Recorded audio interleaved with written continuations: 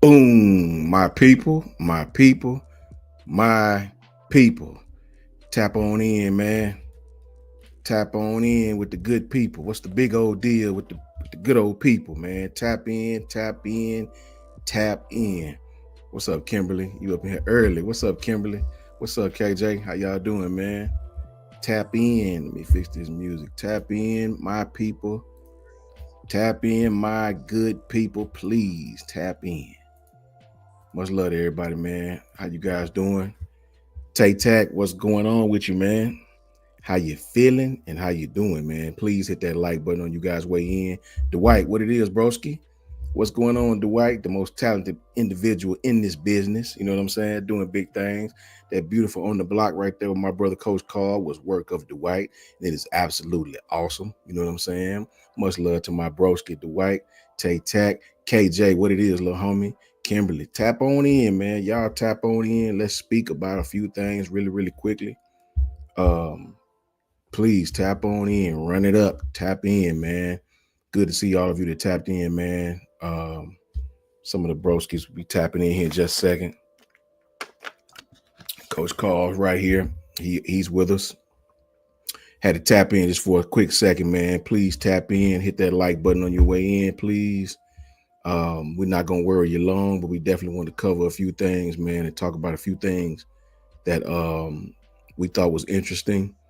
Um, Seeing a lot of people hating on Bama football, so I want to debunk some of their hate with some things that I saw. NFL wise, definitely wanted to debunk it. Joe Willie, what's going on, broski? How you doing, man? Good to see you, bro. LaQuasia, what it is, sister? What's going on with you, man? How you doing, LaQuasia? Good to see you, man. Good to see you tapping in, man. Good to see you for real, sweetie. For real. All love to you, man. You know what I'm saying? Kanafi, what it is, broski. Roll tide to you, bro. How you doing, bro? Good to see you, man. Good to see you. The broski, my broski from another Moski, Rob. Paige, like, what up with you, bro? Every time I tell my daughter I see you, she like, tell him I say, what's up, dad? Good to see you. My boy B Sharp is right there, man. Good to see you, Rob. Thank you for tapping in with me, brother. I appreciate you, man. That go to big homie right there, man. My broski right there, B Sharp on the road, going to my favorite city of all time. You know what I'm saying? B Sharp, what's Well, going on, bro? Browski, I appreciate you. Yeah, man. Me and Coach Carl up in here, man. Kimberly, what's good, my Lucha. sister? Yeah, how you doing? How you doing? Good to see you. Tap on in and run it up if y'all can. Please hit that like button for me. Nietzsche, what's up, sis? How you doing? Good to see you, and thank you for tapping in, man. For sure, for sure. Um, just good to see everybody, man. Joe Willie up in the house, Dwight up in here, man. My little homie Keyway up in here doing his thing. Tay Tack is in here, man. Good to see you guys. We're not gonna worry you long, but we did want to tap in on a few things. My broski Coach Carl is here with me. Always a pleasure to have my broski right here with me, man. Coach Carl. We do it at the beginning and the end. Let everybody know where they can find you from the jump. Hey man, hit me up on Twitter at Coach KD Taylor, or you can find me on the block Sport Talk on YouTube. Let's get it. Unless you want to come to my city and visit, man, but you make sure you bring some body armor. It's kind of rough down here. You mute. You mute.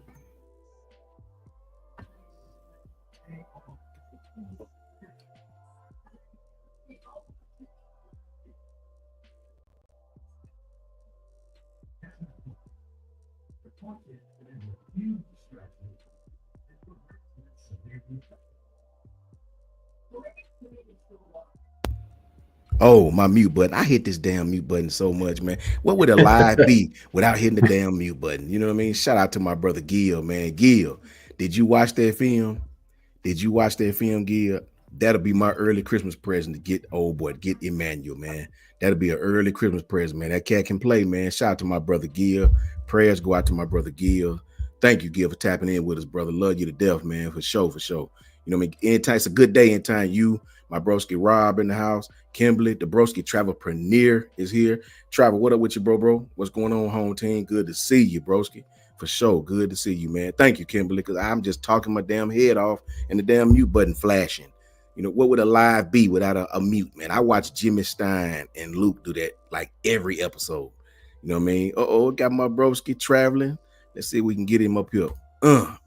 Be sharp. What is the business? So, Brent, what's going on with y'all, man? Man, we out here just getting it, man. You know what I mean? How you doing, man? You on the road still? Oh yeah, man. I said, shoot, man. You know I can't leave my dog hanging. Hey, man, I appreciate you, brother. Me and Coach Carl both appreciate you, brother. Much love. I wish I was headed that way with you, buddy. Oh yeah, man. I'm just up here for a short time, not a long time. Hang out with the homie. For sure. For a little while. For sure, homie. Good. Y'all be safe on them roads, man, on them highways and byways, and have a good time for me and Coach Carl, too. I know, right? We sure need it. Yes, we do, man. So we're not gonna worry them long, man. We wanted to tap in real quick on just a few things. I noticed, man, that you know, I keep seeing the dude. I don't even want to mention the guy's name from LSU, the guy that always got Bama in his mouth, always talking about Alabama this, Alabama that, the LSU guy. I like his better half. I rock with T-Bob. I rock with T-Bob. I love T-Bob. He's funny. He's intelligent. I rock with T-Bob. But the other cat, the bald head, I can't rock with that dude, man. You know, he let his hate steer his content, and it's almost annoying, right? So I wanted to bring this to his attention. You know what I mean? And the people all around him, they were saying it was over for Bama and this, that, and the third, and Alabama's been overrated and whoop-de-whoop. So I don't know if anybody paid attention, but on CBS's, which is the one I really like because they poll the players. I really enjoy theirs, doing their top 100 players. So I really enjoy that. I don't know if anybody knew it, but Alabama, again, for the third straight year, has the most individual players in the top 100 again, with 11 players, right? So all this Bama's dead, Bama's not overrated.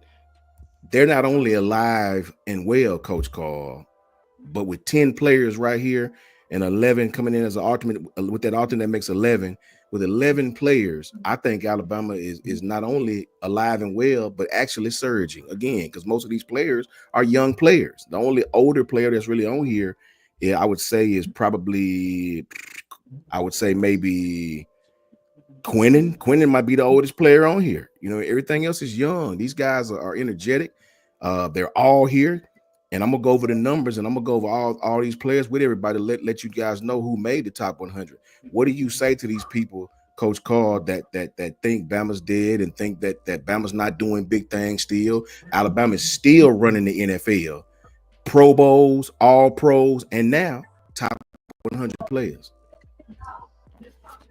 Get your popcorn ready. Get your popcorn ready. That part. It's all I'm gonna tell them, man. Like, get your popcorn ready, because right now we got, like you said, we got 11 in the top 100, and then you got these cats that coming out of college this year. That's gonna be in there, man. Like, I think Jalen Milroe gonna be on the top 100 real soon. Then you got these kids at Alabama now, man. They're gonna graduate next year and the year after that. I don't even see whether it's gonna fall off. So all these haters, man, just tell them get the popcorn ready. Like T.O. said, get your popcorn and your pom-pom ready, man, because Alabama ain't going nowhere. Alabama about to get stronger. They're really not paying attention. Like, we're about to get stronger, and we're going to be back to the damn dominant Alabama that we've been at, man, for them 17 years on Nick Saban. I don't think he's going to fall off. Actually, I think we're going to get better. I don't know about the national championship-wise getting better, but game-wise, competitive-wise, skill-wise, players-wise, I think we're going to get better on the dish there. So get ready. It's coming. I think so too, man. Be sharp. Jay Mims, what's up, my bro? Good to see you, my brother. Thank you for tapping in, Jay Mims. Be sharp. We got 11 players in this thing, bro. You know what I mean? That's more than any other school, man. You know what I mean? So what they got to say now, Be sharp? You said it was top 100 for the NFL? Yes. Oh, okay. I didn't even know they had the list. This probably was somebody else. But it's the CBS one. The CBS one is the one that kind of it mirrors the one from the NFL. It's the only one that I look at outside of the one that they come out with later on. I really respect theirs. What's up, Huggy himself? Huggy Beard, what's going on, bro? How do you feel about that? Henry Campbell, what's up, my brother? Again. What's up, Huggy Beard? How you feel about that, B Sharp, having that many kids?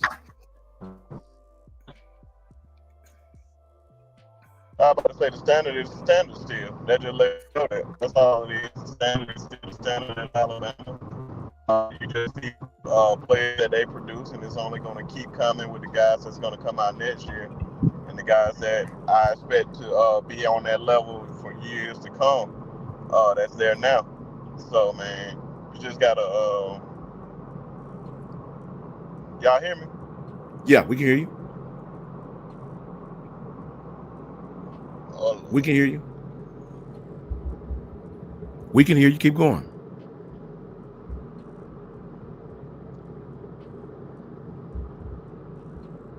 Can you hear us, B? Can you hear? Yeah, we can hear you, B Sharp. Keep going.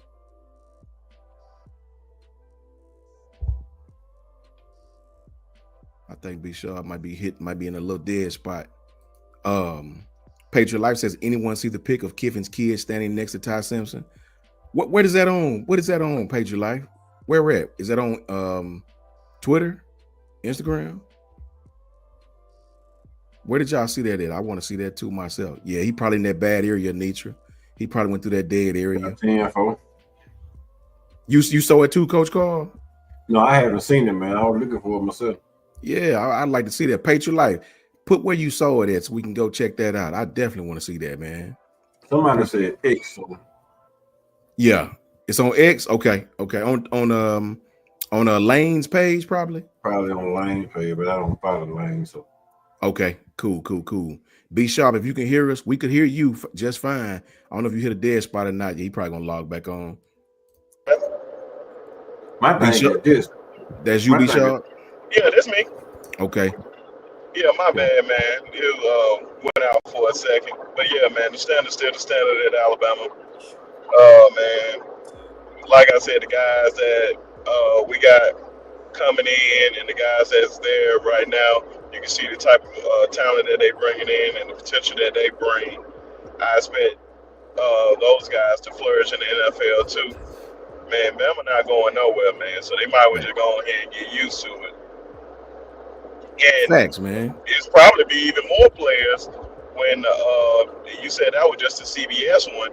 Yeah. So just wait till the top 100 players for the NFL come out when it's strictly just the players voting on it. So stay tuned for that too. Facts, man. I really like the CBS one because theirs always is very, very. It almost mirrors the NFL one. You know what I mean? I really enjoy theirs and I respect theirs. Thank you, Patriot Life. I'm gonna try to check it out, man. I wouldn't mind seeing old Knox. I hadn't seen him in a while.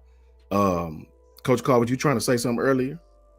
Yeah, man. I was saying, like, just think about the players that we have in the NFL. Yeah. That haven't even reached their potentials yet. Fact. Think about those that hadn't even reached their potential. That's on the rise right now. That's on the verge of hitting that peak in the NFL.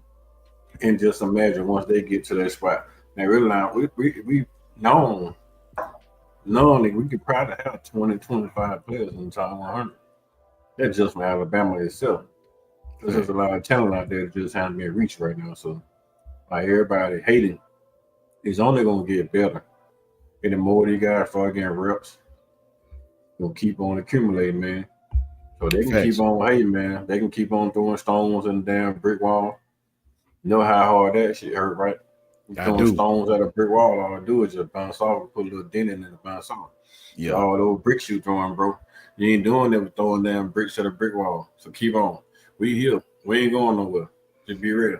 Yeah, I thought that was amazing that these guys just keep Alabama in their mouth, man. When you look at this list, it's always, if you keep up with that stuff the way I do, their list is always just about identical from the NFL's. They're very, very accurate with this stuff. So they had Jameson Williams at 81. They had Landon Dickerson at 72. Marlon Humphrey at 68. Wait a minute. Yeah. Marlon Humphrey at 68. Josh Jacobs at 66, Brian Branch at 65, Xavier McKinney at 61, Will Anderson at 56, Quentin Williams at 48, Jahmyr Gibbs at 32, Derrick Henry at 14, and the top Alabama player in the NFL at number 9, Patrick Surtain. You know what I mean? All those guys are dominating their box, playing very, very well, and at the tops of their positions. You know what I'm saying? So, you know, when you look at at all the schools, the Big Ten and the SEC pretty much dominated this list. Alabama had 11, LSU had 8, Oklahoma had 6. Shout out to Jason from Oklahoma. Let me see what else. Iowa had 5, Georgia had 4. Georgia's 4 were Brock Bowers, Jalen Carter, Brock Bowers, Roquan Smith, and Lab McConkey. Those were the 4 Georgia had. They were tied with Oregon with 4. So the NFL still belongs to Alabama. The NFL still belongs to Alabama, man. And at the end of the day, that's all that matters. They can hate and kick us while we down, but at the end of the day, man, we were transitioning from the GOAT to another coach. We had a 9-3 year. I would dare say if this was any other school, they would have lost more than 3 games in the season, way more than 3 games. So I'll take it, man. What you think about that, B-Sharp?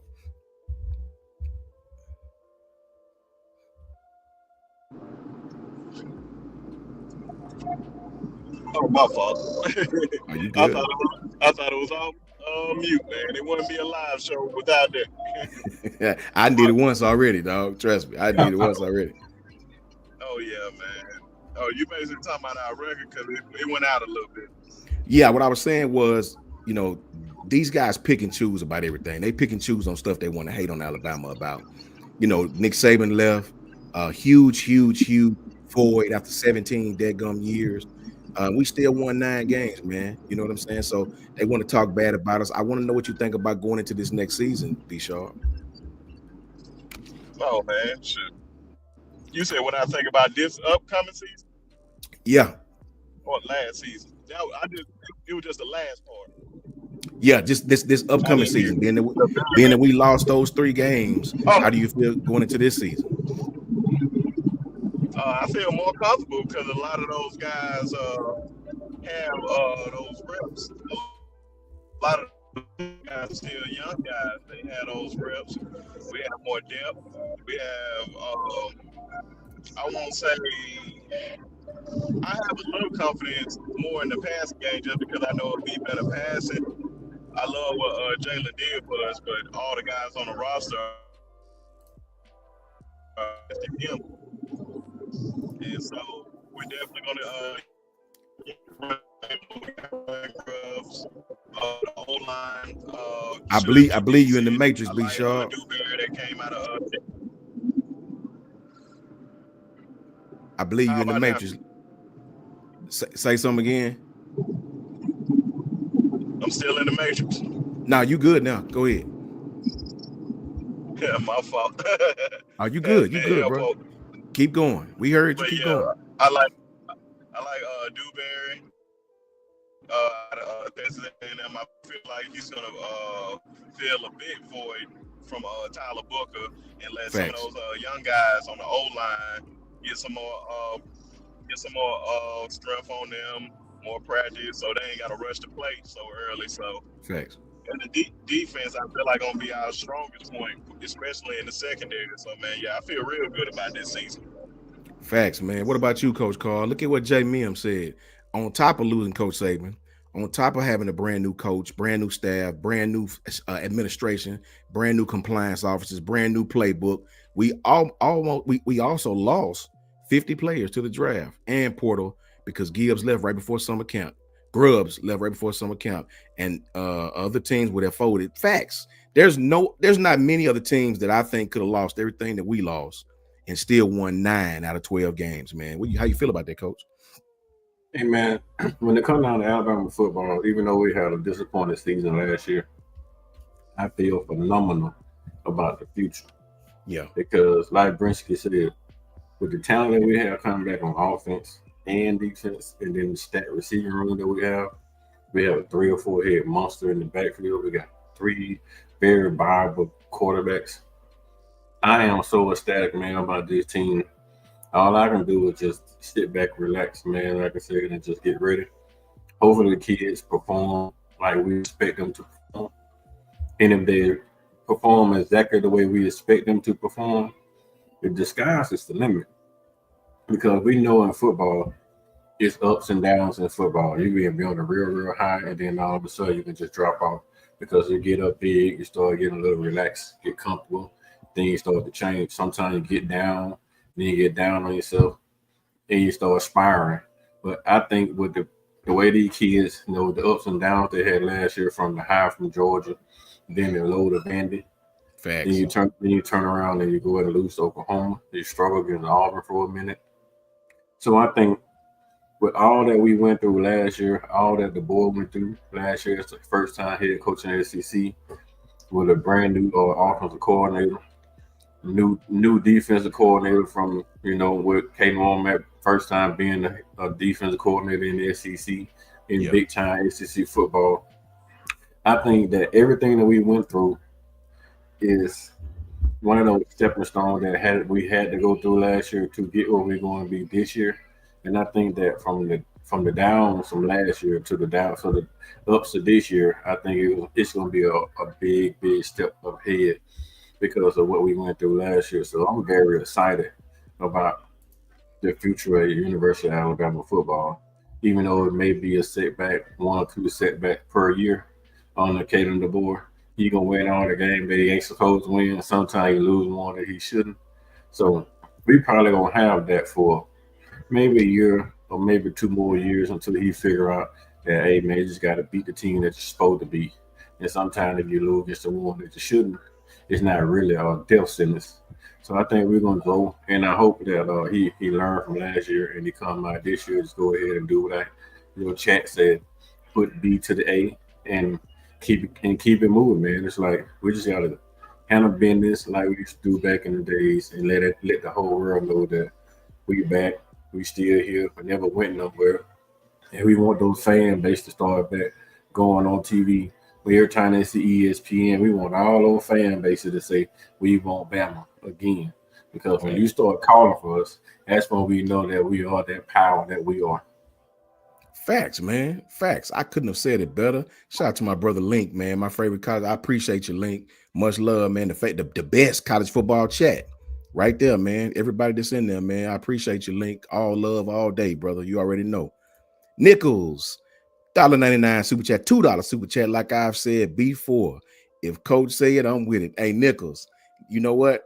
People like you will give all of us confidence to say what we do say. Thank you. We appreciate you so much. Thank you so very much. Appreciate you more than you know. Facts. Thank you for tapping in as well, too. I agree with everything Coach Carl and B Sharp said, and that transitions right to what I want to talk about next. Coach DeBoer. You know, man, after the season is over, and I will give B Sharp his credit. When all of us was mad, man, like, golly, man, because all we could think about is getting whooped by Oklahoma, getting beat by Vanderbilt, that Michigan just is a taste in your mouth, right? B Sharp was the only one that was like, look, man, it's 9 games. We did well. But all we could see is the right now. All we could see is, good Lord, we done lost again to this blue and yellow team with this funny, whatever that is on their helmet, that maze on their helmet. Man, when you think about our past in the football, when you think about 12-game regular season, 1 game bowl game, actually a bowl game that really, it may have been our most how do I say this? Least expectful bowl game that I've ever seen in recent memory. I don't even know what the hell a ReliaQuest is, first of all. Me neither. It's a gas station, I think. Is it a gas station? It might be. Hell, I don't know. I just know, it counted. Yeah, we know it counted, but hey, man, I ain't studying that bowl game. We lost 3 games in the regular season. That's what I count. We went 9-3, and I'll take that. I'll take that our first year with under a brand new coach. When you think about Kalen DeBoer, hey, facts, Quasia, facts. I respect the slogans that they had. I'm with it, right? but form your own identity, right? I agree, man, Quasia. Form your own identity and go with it. You know what I'm saying? I agree 100,000%, Quasia, for sure. You ain't speaking none but facts. Kimberly says, I want Bama to win every game this year and be number one. Me too, Kimberly. I think we all do. Hopefully, cross your fingers. NIL brought a lot of Big Ten. It did, Nichols. It did, because a lot of those programs were willing to pay things that a lot of SEC schools weren't willing to pay. I ain't gonna say all SEC, but some SEC schools weren't willing to pay that. And it did. It made some kids, jump from Ole Miss to Ohio State, from Alabama to Ohio State. So, you know what I mean? You just got to play the game. You know what I mean? J. Mim says, I'm sure he collected data from year one, facts, and DeBoer would make a much needed changes. And history says year two under DeBoer will always be better than year one. Washington won 10 games in year one. Facts. I'll take that 9 wins, J. Mims. Facts, man. Because look, speaking on Coach DeBoer, in this high stakes world of college football, man, you got to have the ability to adapt and rebuild swiftly, like swiftly. It ain't no more waiting 4 or 5 years and all of that. You got to be able to rebuild swiftly, man. And to me, Kalen DeBoer is currently showcasing his elite coaching skills and talent and recruiting acumen. I can't say enough about Coach DeBoer and his staff, what they've done. They've kept Alabama relevant. B Sharp, he's our recruiting guru, him and John. They've kept Alabama on all these top recruits. Nothing different than what Coach Saban done, right? Coach DeBoer's journey, man, when you look at his journey, is marked by a clear vision for this program. It might not be Coach Saban's vision, but it's his vision. And I'm riding with him, man. I'm riding with him. B Sharp, what you think about that, man? You've been on Coach DeBoer and you've been praising him even when all of us was upset. What you think about the job Coach DeBoer has done to date? Oh man, I appreciate the high praises. But Yes, yeah, sir. man, I just think, man, I just remember the days when we was bad, like before we been up top. So folks that forgot what losing was all about at one point, man. And so just to see what this man had to go through with, if you think about it, man, all the guys that left, like Caleb Downs and Terry Arnold and Kool-Aid, a lot of guys transferred, a lot of guys went to the draft, and some of the guys that weren't gonna start had to play, and we had incoming freshman guys that had to play because we didn't have the depth. Like, you think about it last year, a lot of these guys, if we had the depth what we had last year, a lot of these freshmen would not be playing right now. And so just to see that we had these type of players on the squad, man, and we weathered the storm and we getting back to where we was before, man, it's a blessing. So just give the man time, man. He won 9 games. Facts. And like, you've been saying that. And you've been saying that, Brinsky. You've been saying that, bro. I'm like, man, it's not the end of the world. I'm like, it's just 9 games. It's just 9 games. I'm like, we had, I know sometime, man, we were acting like we went 6-6. Facts. And trust me, it felt like that at times, and it was a lot of games that it was some games that they really do have to start adjusting to. But we got to think about it. Everybody was pretty much their first year in the SEC. Kane Womack is one of the best defensive coordinators in the country. And he's going to really, really prove it this year. I really believe it. I believe he's going to have like the defense like on a very, very lights out. Because he see like, okay, that didn't work last year. Let me I got the personnel to do this now. Let me do this. So man, just give it time, man. Trust the process, everybody. Trust the process. That's the only thing that matters. Well, what I would say to this, Brinsky, is like, this is what I'll say to that, right? My biggest issue with Coach Saban the last 4 or 5 years of his coaching career is that I think that Coach Saban should have played more of those freshmen that he brought in. Facts. When you bring in these 4 and 5 star kids, and then you have a talented roster, right? A whole season, when he had with Lane Kiffin, whole season he brought those freshmen. He brought that 4 or 5, no 4, 2 5-stars and 1 4-star wide receiver in. He gave them immediate reps. He didn't just hold them back. He just gave them immediately reps. And when it came down, even Najee Harris got reps. And when it came down to national championship game, when he went to his freshman class to bring him back in the national championship game, he played more freshmen in the fourth quarter than he did upperclassmen because he had those guys experience ready to go. After those guys, some of them graduated, some of them went to the NFL.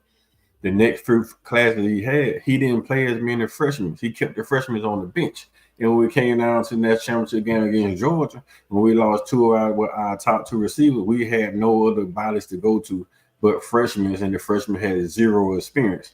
If those guys had experience throughout the year, man, it would never have a fall off when it came to the national championship game.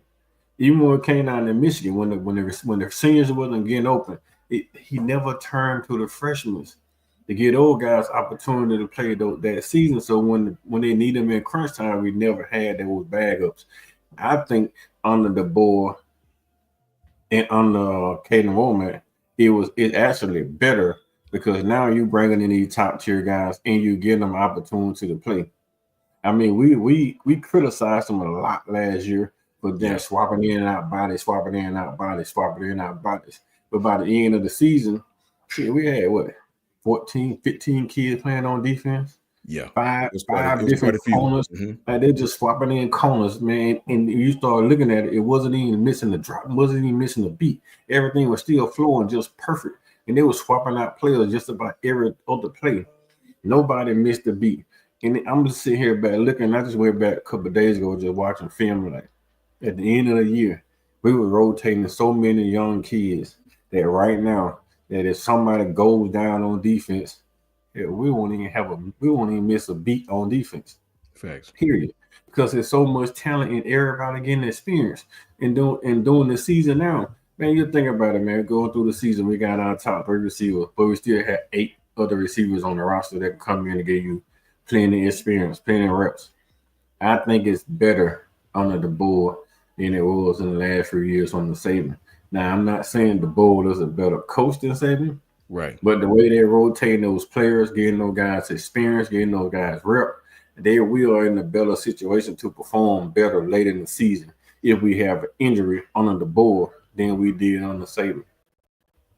Facts. I can't do nothing but agree, man. Everything you just said, I agree with. Kanafi, I was the same way, Kanafi. And that just goes with what Coach Carl and Brinsky just said. We always like that, man. And Patriot Life said we need to get past the NIL mentality and start getting back to the ground and pound mentality, the tough mentality. And I think, but the fact that we had no players leave in that last portal, I think that's a start. I think that's a start, Patriot Life. Hopefully that's a start, man. I'll say this, Coach Carl. Even Dwight says it, 9-3 your first year in the SEC is great. Facts, man. I mean, I really had to take a step back and look at it, man. And you're right, Dwight. 9-3 is great for your first year. J. Mim says the boy had a vision, and I'm on board. He loves tall, skilled players. No more 5'10 players and under guys unless they have elite speed like Brooks or got that dog like Calhoun. 1,000%. This guy has his own vision, and I subscribe to it, man. I subscribe to it. K Spray, what's up, my brother? When you look at Caleb DeBoer, his approach, man, it's enabled like top tier talent to still come to the University of Alabama. To me, he creates an environment that's conducive to player development, and that's what Alabama was always about, man. Player development. I think the players are still getting developed. I love it. I think by prioritizing a culture of accountability and hard work, I think he's cultivated a team that embodies his principles. His principles, not necessarily Coach Saban's. Some of Coach Saban's, right? Because the groundwork is always going to be the foundation. But his players are not just athletes, man. They're individuals who sort of, I guess, understand the importance of teamwork, man. And I really enjoy seeing Alabama get back to that. That's what's going to enhance us to coming in this year. That's why I don't want no love. I don't want none of these publications to pick us. I want everybody who had that energy. We're going to be terrible. All this, all that stuff. I need that energy. I need them to keep that energy, stay with that energy, man. You know what I mean? Because I really, really, really enjoy the job this man has done. He's kept us in the top 3, top 4 recruiting every single season since he, I know it's just been 1 year, but it would have been very easy for us to fall off. Very easy for us to fall off. Like we had every excuse to fall off. And if you really being real, we couldn't have said nothing. Coach Saban gone, 50-something players, 40, 50-something players gone. It was a good run, man. It was a good run, right? Let's high five. It was a good run. Nah, the board said, hell no, it's not over. It's not over. Just be patient. Just give me just a little bit of time to lay my work down. And you see the fruits of that happening right now, man. And I'm really, really excited about it. Let me see what the fellas say, the fellowettes say. Link says Saban was way too loyal to the vets and didn't play as many of the young players as he should. Yeah, I started noticing that in the latter part of the years too, Link. Coach Carl spoke, and I've noticed that late in his career, it's like we would stick with these older guys that may have been struggling, may have not been healthy, may or may not have been healthy. And some of these young guys didn't really get the chance that they deserve. I think we had played Desmond Ricks earlier. He probably would still be here as well. Still be here. Yeah, Earl Little. I think he should have been playing. These guys are both starters at other schools. So I really believe those. And Trey Amos, I know, but Trey Amos is the one that I can't really go with because he would have been a starter the next year. He had plenty playing time. And by being that he voted, like, that's a spot that Des Ricks could have been in. Like, give me a Ricks at that point. He's a 5-star. He's taller. He's faster. He playing well. I wouldn't even give none of them like that, man, because I believe they just didn't want to trust the process. Because a lot of those guys, like Earl Little, would have been starting the very next year. Facts. Like Trey Amos would have been starting the very next year. Yeah. So they just left. It's really unexplainable for them. I'm like, for other guys, I can understand. But those guys would have been there. Now, Desmond Ricks, I feel like he would have been, because of his talent, he definitely would have been on that field.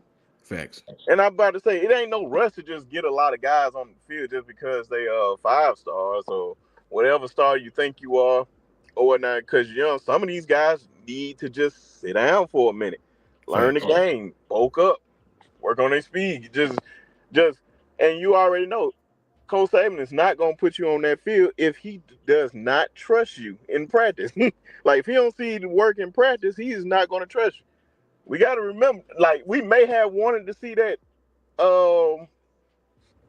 see him play guys more, but he's seeing things that we don't necessarily see in practice. Like, he doing this in practice. We saying, like, oh, we wish we could see those guys step up and do that. But just real quickly on Coach Carl's point, like, I agree with him most of all. But I think the only thing is when you said play those young guys, like Najee and them boys, like coming in the national championship game, they didn't get the reps like that. But guess what? When they came in the game, they were ready. Yeah. So that means they put the work in to be ready. Now, if you fast forward to the Georgia game, you can tell those guys how the way they was dropping open passes and stuff like that, they weren't ready for the moment. Fact. Yeah, but see, the difference is, Brinsky, remember, Devontae Smith, Jerry Drew, Henry Rhodes, Najee Harris, man, they had plenty of touches in the year. Like when they put Jalen on the bench, they brought in Tua. Tua came in with his crew. He had his offense. Jalen had his offense. When they brought Tua in, they brought in a new offense. When this later year, we never had that dual quarterback. They never rotated a quarterback in the second half like they were rotating Tua and Jalen. Yeah. But he didn't give Bryce Young that experience with a second team offense like he did with Tua. That's what I'm saying. Like when Bryce came in, it was full quarter. He was basically just handing the ball off. Nobody was getting receivers. Nobody was catching passes or running routes. So when it came to Bryce Young and his receiver crew, he brought in J-Mo because all he had was a proven receiver. He had John Mechie. And what the short guy name that was in the slot? Forgot a little kid name, but But they had those two as a proven, and that was it, bro. Like he had nobody else. That's why he went and got J-Mo because he had no other proven receivers. But listen to all the roster, but he didn't play them. But listen to all the guys you just named from that first group: Devontae, Najee, Tua. Where are those guys at today? NFL. Now look at the guys that we talking about now. Ajayi, all these other guys that wasn't ready. Where are they now? It's a big difference now. Those other guys had different mentalities. Like, I understand we want them in there and all that, but you still got to be ready. If you stay ready, you ain't got to be ready. Oh yeah, Fact. but for Jahi Hall, man, I'm not talking about Jahi Hall because he was a head case. But you still had other players on that team that So he was a head case. he was a head case. And we had other players on that team that I feel if they had got some PT in some of those blowout games, well, we was up huge in the second half, and you throw a few receivers out there to run some routes, even though even they catching from Matt Jones or catching from Bryce Young. In the years to come, those kids they had more game experience, and when you throw them out there in crunch time, it wouldn't be so much like, it's stars in the air, man. It's like me as a young kid going out to LA seeing Shaq. I'm looking at Shaq like, oh my God, you take me to a Michael Jordan game. It's like when you're a deer in the headlights, man. I don't care if you're a 5-star or 12-star. You get out there in the game in crunch time. I don't care who you are, unless you Jeremiah Smith. I don't think you just walk on the field and he throw you in the championship game and you go out here and say, "Wait, bro, it's just another game. Let me go out here and hit 2 or 3 touchdowns and win the series." That's a hard job, bro. Especially when you're playing against the likes of Georgia now. That's different, Bristol. Oh yeah. The only thing that was it, because I just made it to this destination. And I'm I'm in agreement, man. But we gotta think about, it's all about mentality. You still gotta be ready, regardless who it is. Like, yeah, it's nice that you get those reps and all that, but he gotta be able to trust you. That same thing with Coach DeBoer. He gotta be able to trust you when you go out there. You ain't just out there just because this person's struggling and I'm just gonna throw you in there and see what you gonna do. Facts. And I seen you struggling. Like, that wouldn't be wise to just put somebody out there and they not ready. And I'm just gonna throw him out there, just see what he do. And when he struggles, you shouldn't be surprised because he wasn't ready from the jump. But I understand giving guys reps, and that's why we building up that talent. And we're just gonna see if guys ready, man. But appreciate you, Coach Sean, man. I had to jump on here with you for a little while, man. And Facts, Coach Carter, facts. y'all already know what time it is. Yes, sir. We're going to go on tomorrow at 3:30 Central Time. So appreciate sir. everybody. And make sure y'all like and comment and subscribe to the channel. Please. Right now. Big shout out to my brother Brinsky for hopping on with us, man. He's en route. Big shout out to him. Y'all make sure you subscribe to Sharp Shooters Sports Talk, not podcast. Sports Talk. We'll be on 3:30 tomorrow. Please tap in with my brother Brinsky. Subscribe to his channel, Brinsky. We appreciate you, man. Me and Coach Carl both. Oh, yeah. Yes, sir. Man, y'all hold it down, man. Facts, my bro. See y'all tomorrow. All right, brother. We're going to do our best, bro. Peace. Big shout out to Brinsky for tapping in with us, man. Always love the Brinsky. Make sure y'all tap in on his channel, my brother Coach Carl's channel. Big shout out to JB. Big shout out to Sweet Home Bama. Big shout out to Bino. BT in the house, man. Thank you guys for tapping in, man. Much love to all the broskies and the female broskies. Much love to everybody, man. But I agree, man. I agree. I'm not down at all. Once the season's ended and I could think clearly and get out of fan mode, man, I'm not upset at all. When you really look at all the things that were against us, the coaching change is already huge, man. Right? A 17-year coach going to any other coach is already huge. But then to lose everybody we lost, man, all those players, man, right? We lost so many too-deep players, and we still won 9 games in the SEC. So let them hate, man. Let them hate. Before we go any farther, I want to give a big special shout-out, man, and tell everybody to keep her in your prayers, man, to Janet. Auntie Janet Forsyth, as I used to call her. Please keep Janet in your prayers, man. She going through some things, man. All of our health is the most important thing. It just sucks, man. It sucks. These old bodies break down after a few years, man. Right?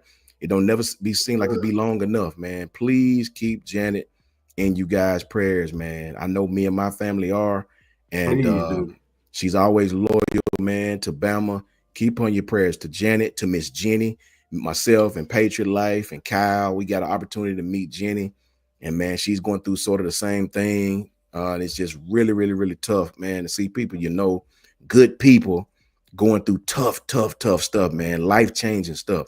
So please keep these people in y'all prayers in your quiet time, man. So when your time comes, they'll keep you in theirs. Much love to Janet and much love to Jenny, man. We love y'all to death.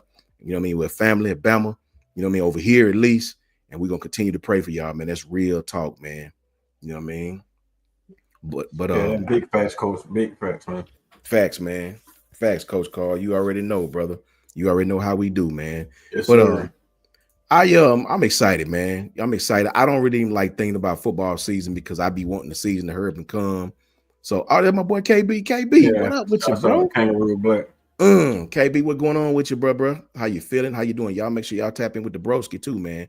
KB got an awesome channel, man. We all listen to him, do big things over there, man. KB had me rolling over there, man. One of the best. He had me rolling this morning, Coach Sean. Me and the wife was heading somewhere this morning to drop off some packages, right? Watching the channel. And we were talking about the disrespectful Tennessee quarterback and how they put what the guy name that he was talking about, some quarterback they put on top of him, and dude had 3,000 more yard passing than the guy. I was killing myself like, and they disrespectful, man, because Tennessee quarterback got 2 years of offense as a starting quarterback with 6,000 plus yards, and then his other quarterback, I think Missouri quarterback, ain't had but 3,000 yards, and I was like, man, KB is spot on because that shit don't make no sense, man. I can't rank that guy higher than another guy just because he comes from a smaller conference. I know, quarterbacking, man. You can sling the goddamn football. You can sling the football. You sling the football. Facts, man. KB, I agree, brother. I agree, man. But man, some of these prognosticators, man, it make blood come from my ears to even listen to some of these guys because they have they have ulterior motives, man. A lot of them don't like Alabama, so they don't want to give us love. Ryan Clark, at least he was real. He was like, I don't like Bama, so I'm never gonna get him no credit, even when I think I should. So and so you got a lot of that. You got a lot of that, man. Well, he's LSU though, so I mean, you won't never see AJ McCarron getting LSU no love. It's not gonna happen. True. Yeah, man. And I agree, man. KB, that was crazy, bro. They be all over the place, man. But I'll say this, man. Facts, Kanafi. I didn't even want to call his name Kanafi because he might be our biggest hater. Like that dude, man. I don't even like listen to that LSU guy with the bald head because I get hot listening to him. He be just talking crazy, man. Right? He's one of those guys, Coach Sean, that says a lot of stupid improvised crap. Those are for clicks.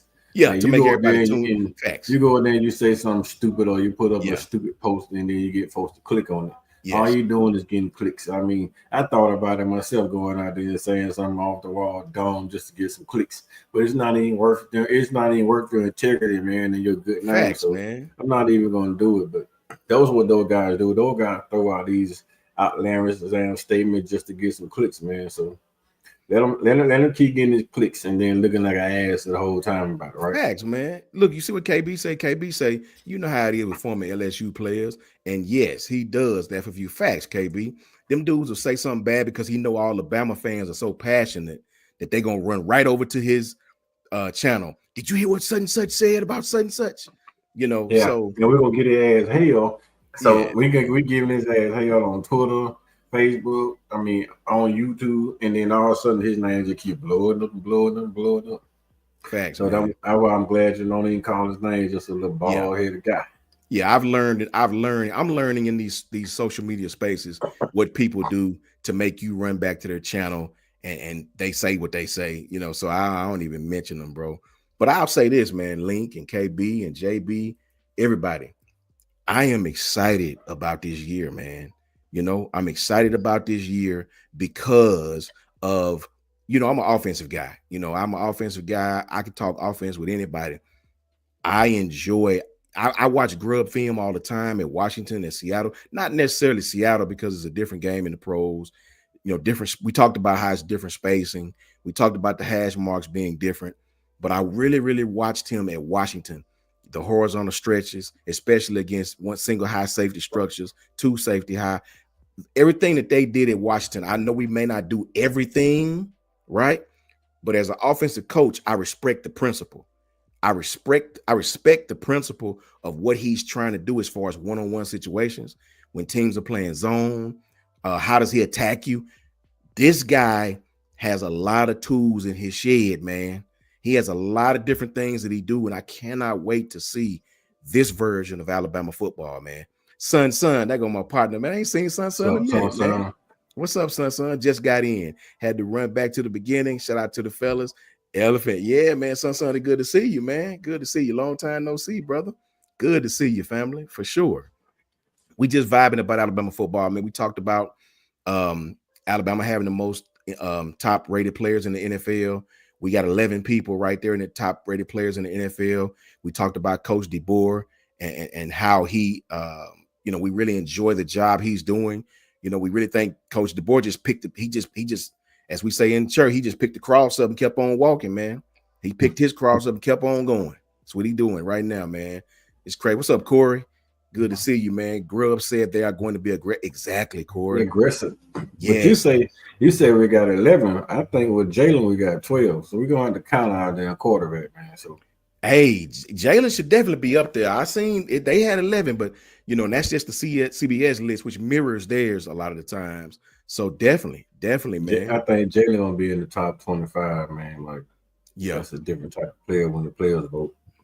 KB, I can tell you this, KB. This year, when we're on the 50-yard line and teams are creeping up, they got both safeties in the box damn near because they know we're not going to throw it downfield. You do that this year, we're going to kill them. We're going to kill them. You won't be able to play facts, Coach Carr. You're not going to be able to just play man across the board, right? Stop the run, stop the pass. You play man against this guy, especially in single high safety. Man, come on. We're going to eat. If you play man against Lazio Brooks, you stupid. Yeah, facts. Like, that dude got a different type of speed, man. That dude got Jalen Waddle type speed, maybe more. Like, you play speed, man, and then come on, you got Isaiah Horton, you got Ryan Williams, still got Jared Bernard, even though he's not a burner, but we legitimately have 4 burners. And don't look now, Coach. Don't look now, but most teams are going to double Ryan, or at least try to bracket Ryan. They're going to have to bracket Ryan, and then you're going to play Isaiah Horton and Jared Bernard 1-on-1, and then we put Lazio Brooks on the slot. You're gonna have to play Ryan and Lazio Brooks 1-on-1. You can't put nobody on top of it. Ryan and leave Lazio Brooks wide open. I mean, it's stupid. And if you doubling Ryan and then you're doubling down Isaiah Horton on the outside, now we're gonna run the ball at you. Like, he gonna come downhill at you. The difference between Washington and Alabama. He had talent at Washington, but he ain't have Alabama talent at Washington. Facts. You got NFL talent over there in Seattle, but you ain't got Alabama NFL talent in Seattle. It's a difference in the talent. So you can do a whole lot of different things in the SEC that you can do over there in the Pac. Yeah. And sometimes in the NFL, like I said, with the hash marks being spread wider, now I can line you up wider. I got 30 yards of cushion between wide receivers, between slot receivers, man. Instead of 10 yards, now we got 30. I can make you use the whole field. Facts. Like, man, I can spread you out. Boom, go over here. I'm 15 yards from the field on this side, and now I got 60 yards of field on the other side. Oh, look, come on, bro. Like, we can eat you alive with this wide field. We can run from side to side and spread your defense is so thin that you can't guard everybody. And with all that space with Ryan, Lazio Brooks, Isaiah Horton, Jared Bernard, stable of running backs out the backfield, I don't give a damn who you put back there quarterback. Greg McElroy can have a Heisman Trophy type of year with this offense if everything is clicking the right way. If the offensive line holds up at 2.5, 3 seconds that they need to get open, it's a different type ball game. Like, it's over for college football. Facts, man. KB say 2 in the box. We going deeper. Grub. All facts. If these dudes bring safeties down into the box area, we're going to challenge you downfield. If you try to bracket Ryan, you know what I mean? We're going to challenge you, man. The bottom line is you can't cover everybody. That's when we were at our best. That's when we were at our best. Sun says this the boy Grubber Union got these boys getting there. They do, and that's what it is, Sun. They don't want to give us the credit, so they rather say something negative because we're on their mind for good reason. For good reason. Look, JB says, where I lost JB comment go. He said, I think JB said it's gonna play quarters. Right here. JB says if they play quarters on us, we just gonna run the football. We're gonna run the football 30 times. Yeah, facts. If they play quarters on us and devote that much attention to the back end of the field, we're going to run the ball on them. Oh, we gotta guess. And the crazy part about that, even with quarters, KB, everybody pay attention when you drop 4, you run the 4 deep quarters. Yeah. So everything is basically deep zone. You leave yourself wide open for the crosses underneath. Check it out, Coach Carl. The man, the myth, the legend himself, aka Grandolph, Ty Hayes. What up, Ty? What's cracking with you, bro? Well, what's going on, guys? Man, we just vibing to some Alabama football. Got my brother KB in here, got Link in here, got JB, got Kanafi, we got Kimberly in here, we got everybody in here, Rob, Patriot Life in here. What Coach Carl was just speaking on, Ty, just hop right in with us, man. I'm so excited that we have an offensive coordinator to now.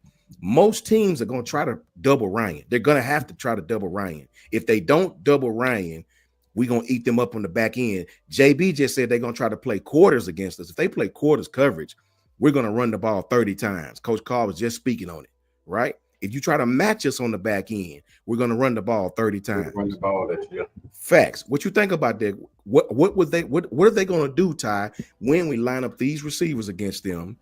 What would be their strategy? Because you know Ryan going to command the attention. What do you think is going to happen? Shout out to Bob. Good to see you, Bob. Roll Tide, brother. Yeah, so here's an honest question, guys. Like, I have a question for all of you before I get started into this. But before I do, Kanafi, Kimberly, Kangaroo, Black, who else is in here? JB, Corey, Link, Sun. All of you, hope you're having a good weekend. Good to see you. Steven, what up with you, bro? Steven Angle. What's up with you, my brother? Roll Tide to you, here, bro. Brian, hope you're enjoying a cigar. I told you about these Placencia hex presses. That's the smoke for this evening. But I hope everybody's doing good. Thank you all for tuning in with these guys. These guys are awesome dudes. Really excited to be on here. Jill, happy to see you, my man. Or Gil, I'm so sorry. Gil. I just got out of the gym. Now you see Maya back there. Hey, me too. Walking around. Ty. Me too. Kangaroo, good to see you, man. But here's my question, and I have to ask you both this before I answer. Are they really going to be able to double Ryan? I know conventional wisdom tells you, yeah, we have to double Ryan Williams, and I agree with you. But if you double Ryan, Jeremy Bernard really reminds me a lot of John Mechie. And John Mechie was so crafty with his route running, like faster than people thought he was. I think Jeremy might be a little bit faster too, which is Mechie had some speed. Jeremy, I think, has a bit more speed. So he's a crafty route runner. He can beat you at all 3 levels, whether that's short, intermediate, or deep. He has the ability to do all of that. Then you have Horton, who's got the size, the speed, the burst. You don't want to do that. You still have Cuevas at the tight end position, who is a very athletic tight end. You have Jam out the backfield. Like, if you double Ryan, you have got so many mismatches across the board. If you're Alabama, I'm just sitting here, and if I'm a defensive coordinator, like Coach Sean, I know you're an offensive guy, but I really have this question for both of you. If you're a defensive coordinator, do you roll the dice and double Ryan, knowing that you have Isaiah Horton, knowing that you have Jeremy Bernard, knowing that if you go 4 wide, you might have Lotzier Brooks too? Like, or do you just do softer coverage and say, hey, we're just going to try and keep everything in front of us. We're going to try and tackle. We're just not going to let them get behind us. And if it's death by 1,000 cuts, it's death by 1,000 cuts. What do you do as a defensive coordinator? That's a genuine question to both of you. I'll let Coach Carr grab this one. Defensive coordinator, what I would do, Ty, is Same thing Caleb the boy does. I will play vision coverage, and I make sure that Dan Ryan, Jerry Menard, Lazio Bruce, or Isaiah Hart beats me over the top. I'm gonna play vision coverage. Everything we're gonna do is to make you play underneath. If you score, you're gonna drive the ball down the field 7 minutes to score. Shorten the game, and everything happens short.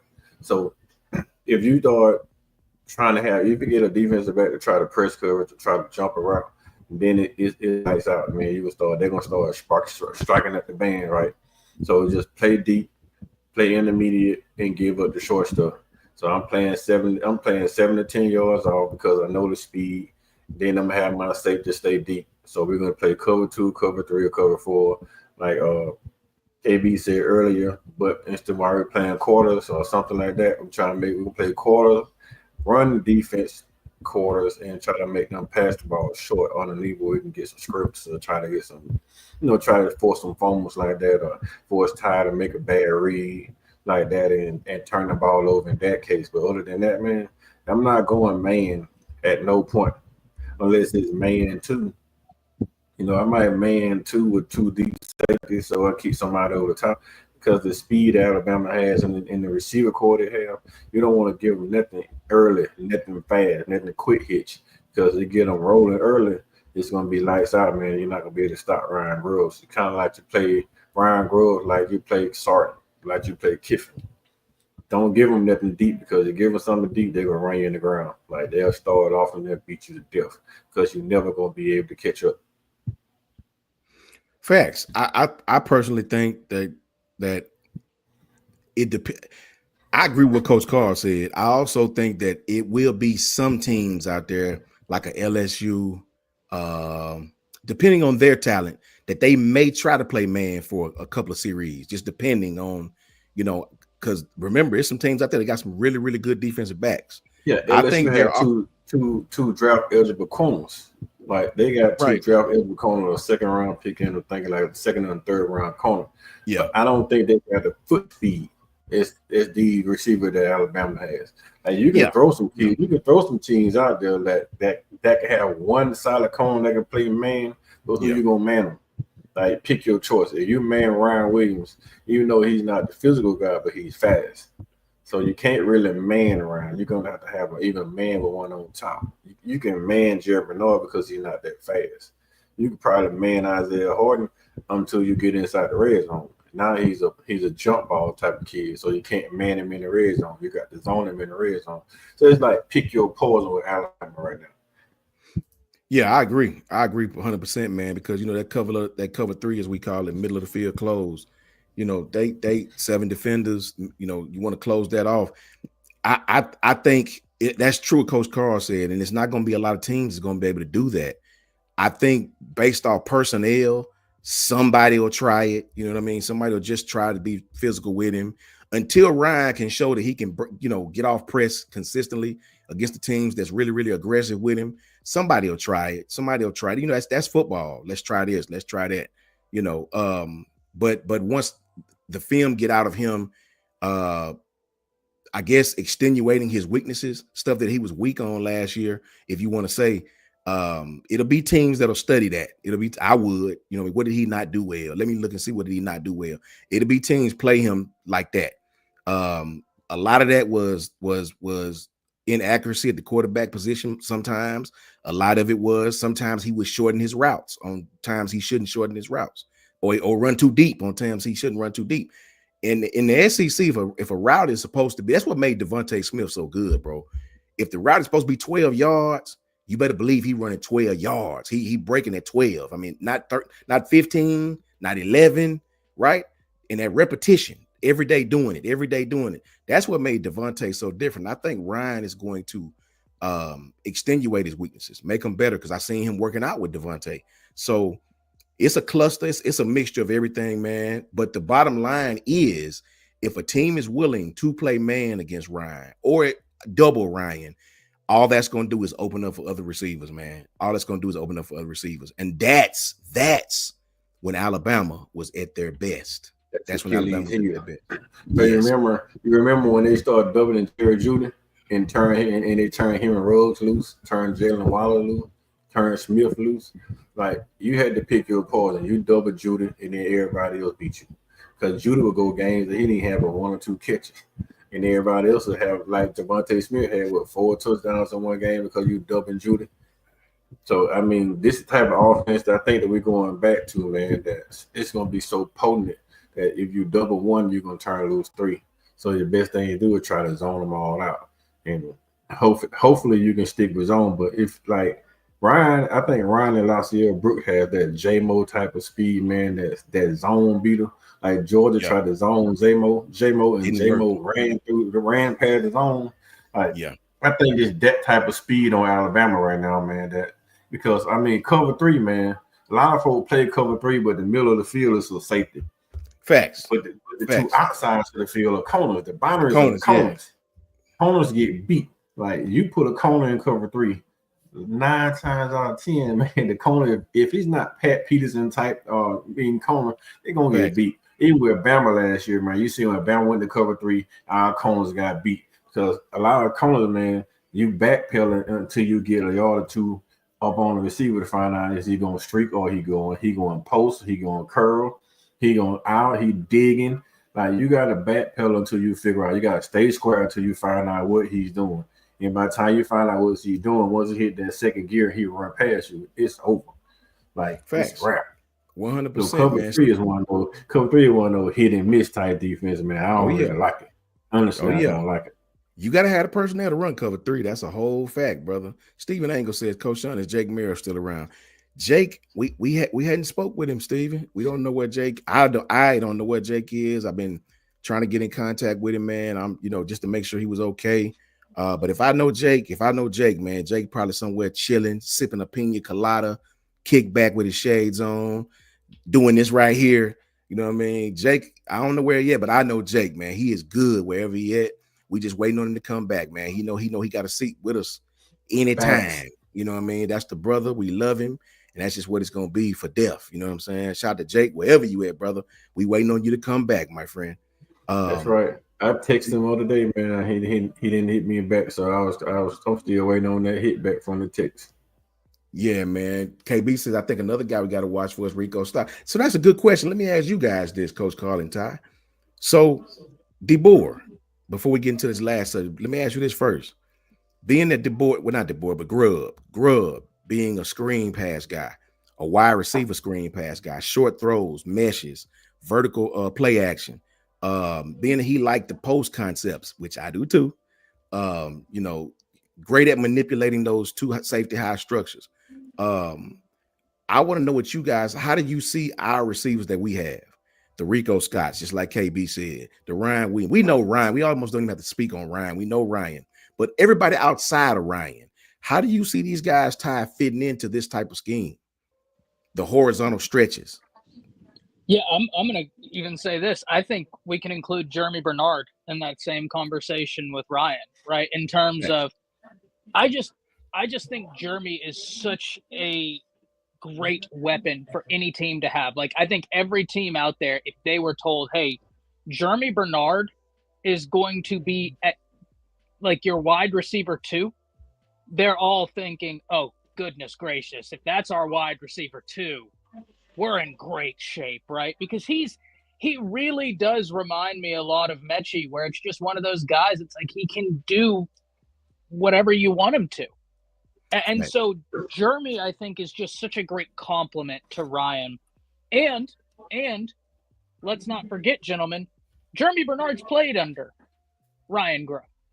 And you know what? I forgot about that. That is such a good point. Man, I forgot about that. Cuevas has played under Ryan Grubb. I like Jeremy Bernard. Yeah. That is such a good point. I think he's more like Tank Dell to me, man. I like him more like a Tank Dell. How they use Tank Dell down there in Houston, Texas. I think he's more Tank Dell type, like, and you see what Tank Dell looks like. That's a whole beast down there in Houston. And I think that's Jeremy Bernard 2.0. Like, I think, well, he Tank Dell 2.0. Yeah, and I don't mean that I think that, like, Jeremy is like, when I say he reminds me of Mechie, what I mean is just like the value Mechie offered Alabama. right? Where it was just like everybody was sitting there thinking about Jameson Williams. Oh God, Jameson, how do we just stop him? And then you look up and you're like, man, this dude over here is cooking us too. Like, how if we pull resources to J-Mo, Mechie's cooking us over here because he can just like, what do you need him to do? He'll do it. He's gritty.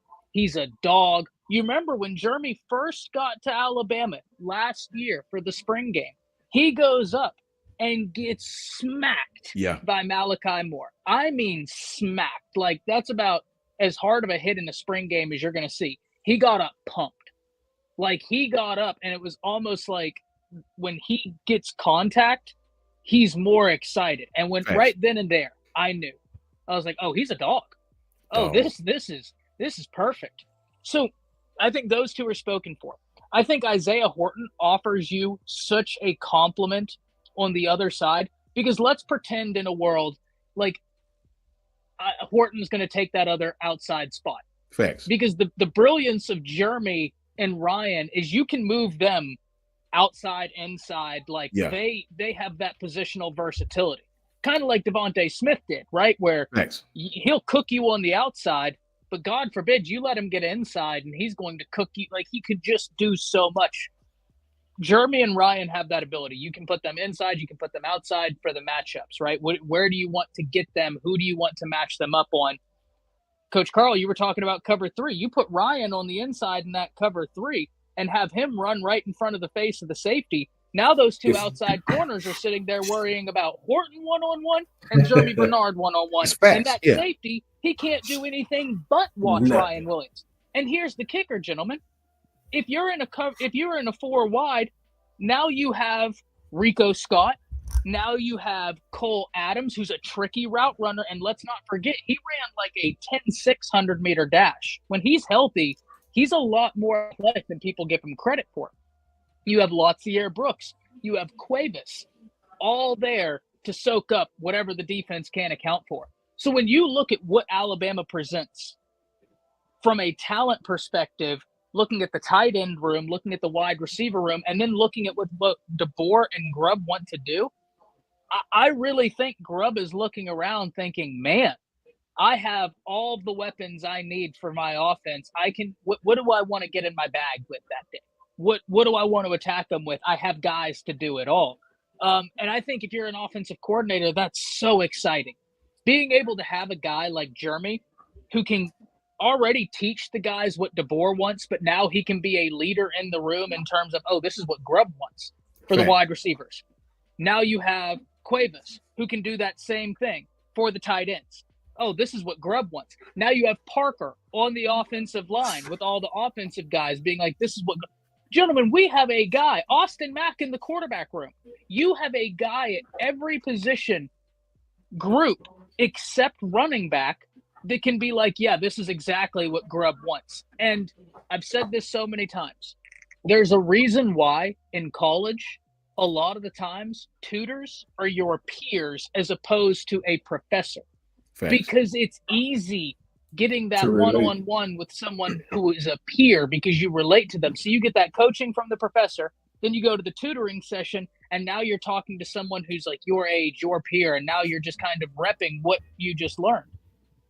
I think that that's something that was big last year, but doubly big this year in terms of there's another layer of new. But for Alabama, you have a guy at every position group who can also be a coach within the room to say, this is something Grubb likes. This is something Grubb wants to be done. That's awesome. That's super awesome, man. Shout out Kanafi. That's a whole fact, Kanafi. Whenever he come back, we're going to throw a whole fiesta for sure. Double L, what's going on with you, bro? Kimberly, all facts. Let me ask you guys this, man, because you guys got me excited about these wide receivers, man. You know, I'm an offensive guy. I try not to get, because once I start watching film and I get in this zone, and man, I'll be watching them and trying to find stuff they do. Go back and watch some Isaiah Horton tape in Miami. So with Grubb, man, now I watched him at Washington several times. Now, these guys as a group, as a whole, and I know this is a different group of receivers, but when they had their group, man, they ran mesh. I talked about how they ran mesh out of these condensed sets, like bunch, really, really tight sets, right? So what I liked about these wide receivers on that team, and I really see ours having these same characteristics. They understood how to beat zone, not necessarily run by it, but they understand how to find space and do what we call squat. Sit down, squat, find space in the zone and squat, man. I really enjoy that about how they teach their wide receivers, man. That's some pro stuff right there, right? So I'm excited, man, to see these guys, man. Shout out to Nichols. Nichols hitting it off again. Shout out to Nichols. Much love to Nichols. $2 super chat. We know what we got at Bama. The haters don't. And that's a whole fact. Nichols, I could not have said it better at all. I appreciate you more than you know. Thank you so very much. $2 super chat from Nichols. And guess what, Nichols? You are 100% correct. $2 super chat from Nichols. Roll Tide to you, Nichols. I agree, man. I agree because we have the talent in this wide receiver bunch to be absolutely outstanding. These guys as a group, I talked about how they run mesh out of condensed sets, not spread, but condensed sets, what we call double squeeze. We call that double squeeze. So I can't wait, man. I cannot wait to see this offense. Ty, I tell you, for like 2 years ago, we was talking about offense. At the beginning of this season, we was talking about offense, man, and what we didn't like on third down. Just a certain play calling. I forgot what term we called it. I forgot what term Ty coined. Foundational play calling. There it is, man. Yeah, I was thinking about that the other day. What characteristic did we call it? Foundational play calling, meaning hence not just calling plays to be calling them, right? I want to know what you think, Coach Carl. What do you think as far as the foundational play calling? How would that affect us going into this first game against Florida State with the receivers that you just talked about, with the offensive line that you just talked about? How does this foundational play calling, a smart coordinator who's been there before in the biggest games, how does that help us going down to Tallahassee? Okay, let's start like this, right? Remember how LSU played the year before they got Joe Brady? Yeah. They had the same talent with less production. You take Joe Brady out of NFL offense and put him in the college football field and how he started running that squeeze. Joe Brady started that squeeze set, that condensed squeeze. Set. So now when he tightened up the three receivers, everybody has around. Now you got to stack your DBs around, and then you got to pick up on whoever on the release. Exactly. So you got somebody might have first out, somebody might have first in, somebody got first, right?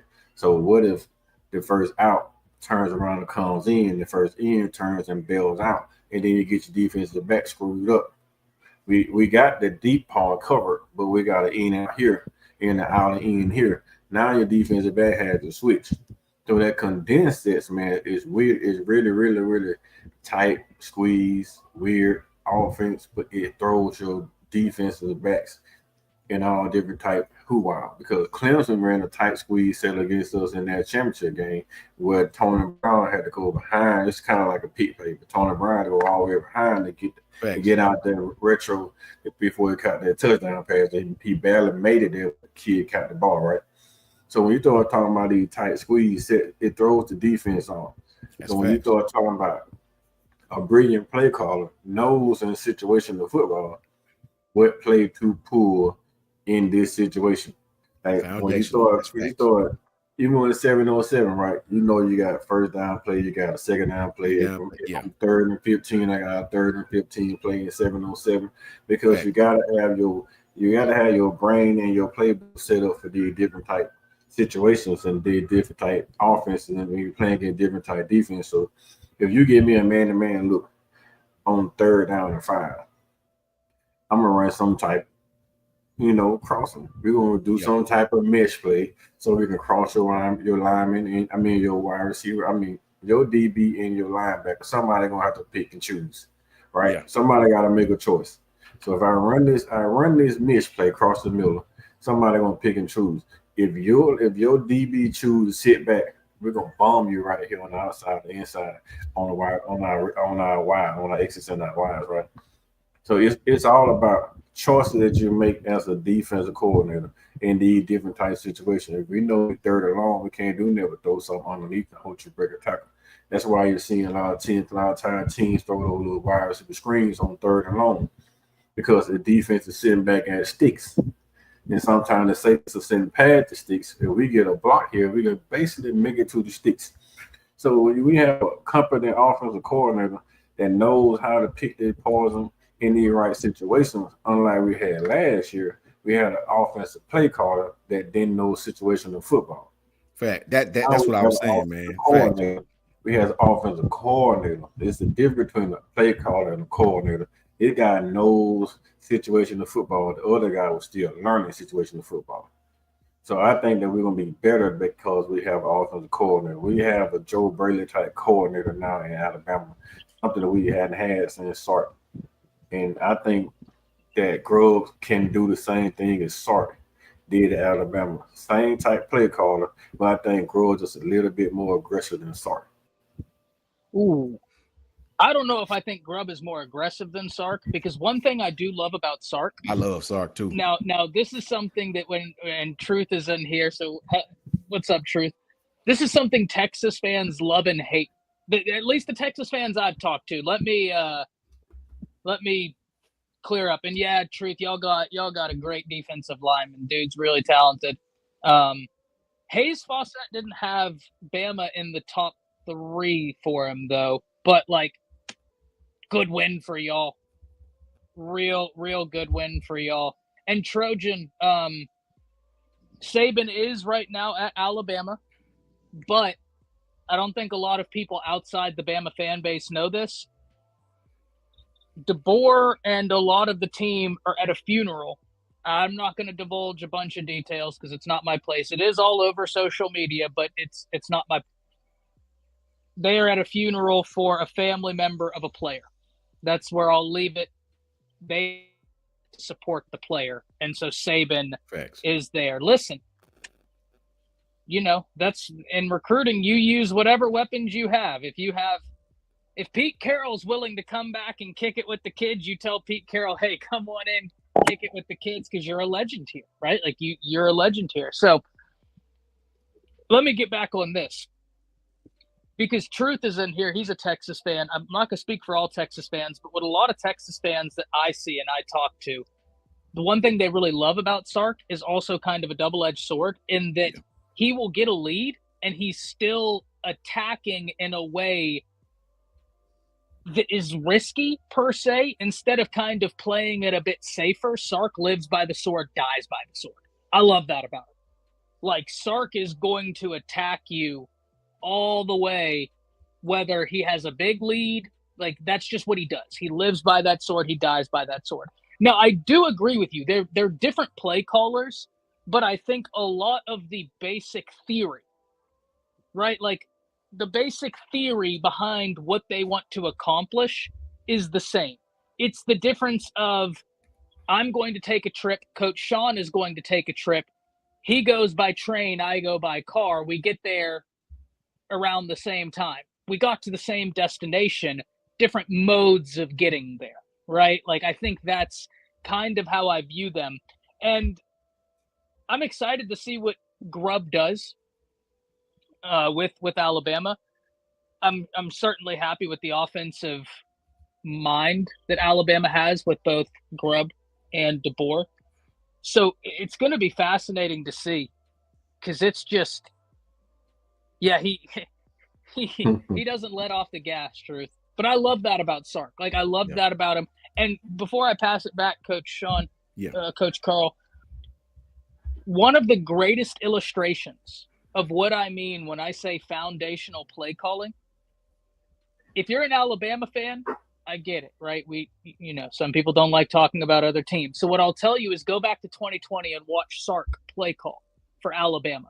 Facts. And watch the way he's lulling these guys to sleep. He would run a very similar formation over and over and over again and do 3 or 4 different things out of it. One of my favorite examples is, do y'all remember where we used to run that screen where Devontae Smith would block and he would get it to Waddle? And we'd do that again and again and again. And about the 4th or 5th time Sark would call that, the defense would have been keyed in. They're like, okay, Devontae Smith is going to step up and block, so we're just going to crash down.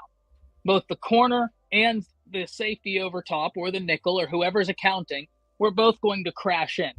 Well, on that fourth or fifth time, Devontae Smith fakes the block and he's streaking down the field, and Mac Jones is just going boop, right over top, easy touchdown. And the defense is sitting there saying, well, shit, we thought we had this perfect. We timed it. We knew the look.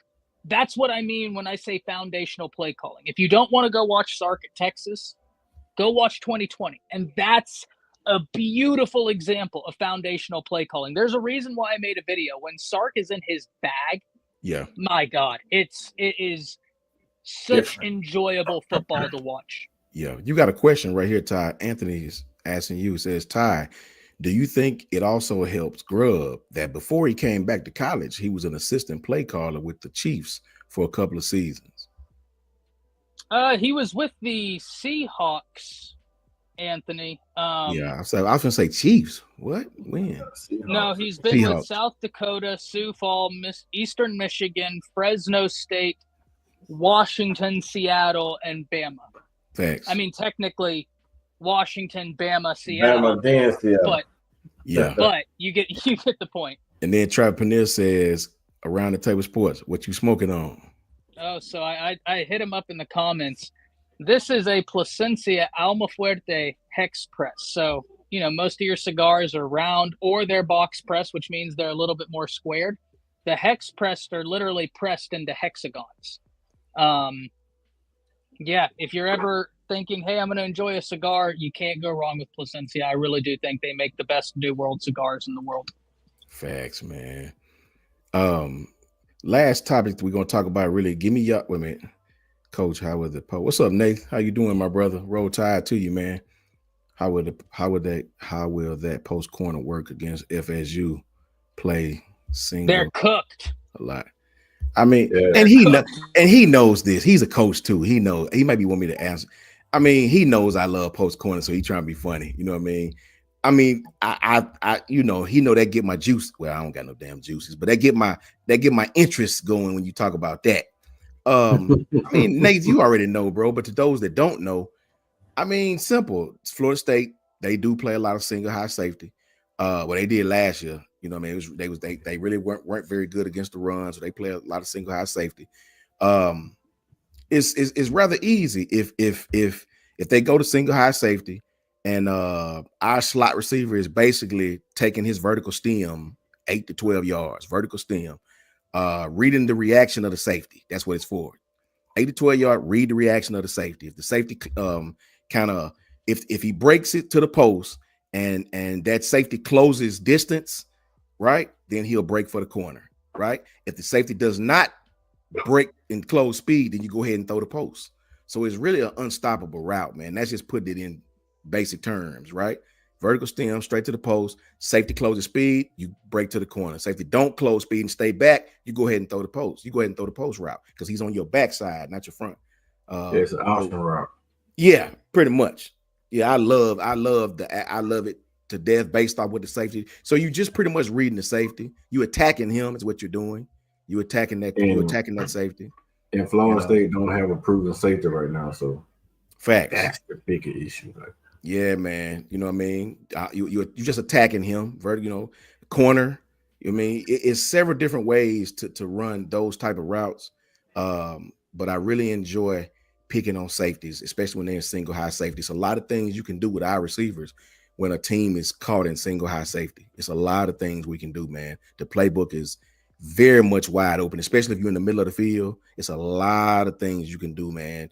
Attack us and play that kind of defense at your own risk. You know what I'm saying? You know, like you were saying earlier, Coach Sean, about Ryan breaking all routes or running routes too deep. Remember last year, he'll be running the post and he'll read the safety and then he'll break the route off. He'll break the route, And Jalen will throw in the routes. So like, man. If you got a wide receiver that smart, he can read a safety before the quarterback reads the safety. That's tell you something about that kid.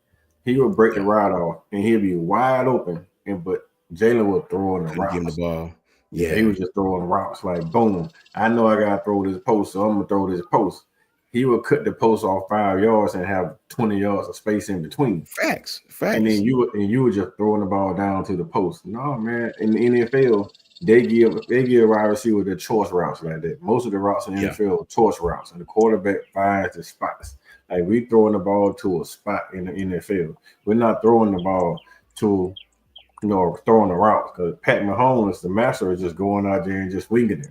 Like, you find the open hole, I'm gonna get it there to you. So that's basically what we're doing, man. And we gotta get to that. We gotta get to that point in college football where our quarterbacks are that smart. That boom. Okay, the safety just dropped it and just came down and took the post. So let me throw it underneath. Let me throw this. Let me throw this back shoulder. Or let me throw this underneath route. Because the safety killed the post. Or let boom. So I see the safety coming out. Let me throw this post corner. Because I see the safety just took the post. Let's hit this corner. And a lot of quarterbacks in college football right now ain't that smart. And remember this, man, in college football, when your receivers lined up across from that cornerback, a lot of these corners, man, especially if you've beaten them on outside plays like sideline routes, if you beaten them once or twice, you know what I mean, or if you beat them to the inside, they're gonna bite. College corners bite. So when that receiver release off and he's pushing vertical stem and he hit to the post, right? They're gonna jump it. He's gonna jump it. Safety gonna jump it, and he back to the corner, right? So that's why I like that route, because in high school it's easy to complete. If you got a good receiver and a decent quarterback, you could really throw that all day long. You know what I'm saying? Depending on what team you play. Shout out to Lisa Fitzhugh. That's my girl, man. That's my homie right there. It's Roll Tide forever. Love Lisa, because if you ever see Lisa on Twitter, boy, she be putting lashes to people's asses. No lie. She be putting belt to ass on everybody that wants some, right? Shout out to Lisa, man. $10 super chat.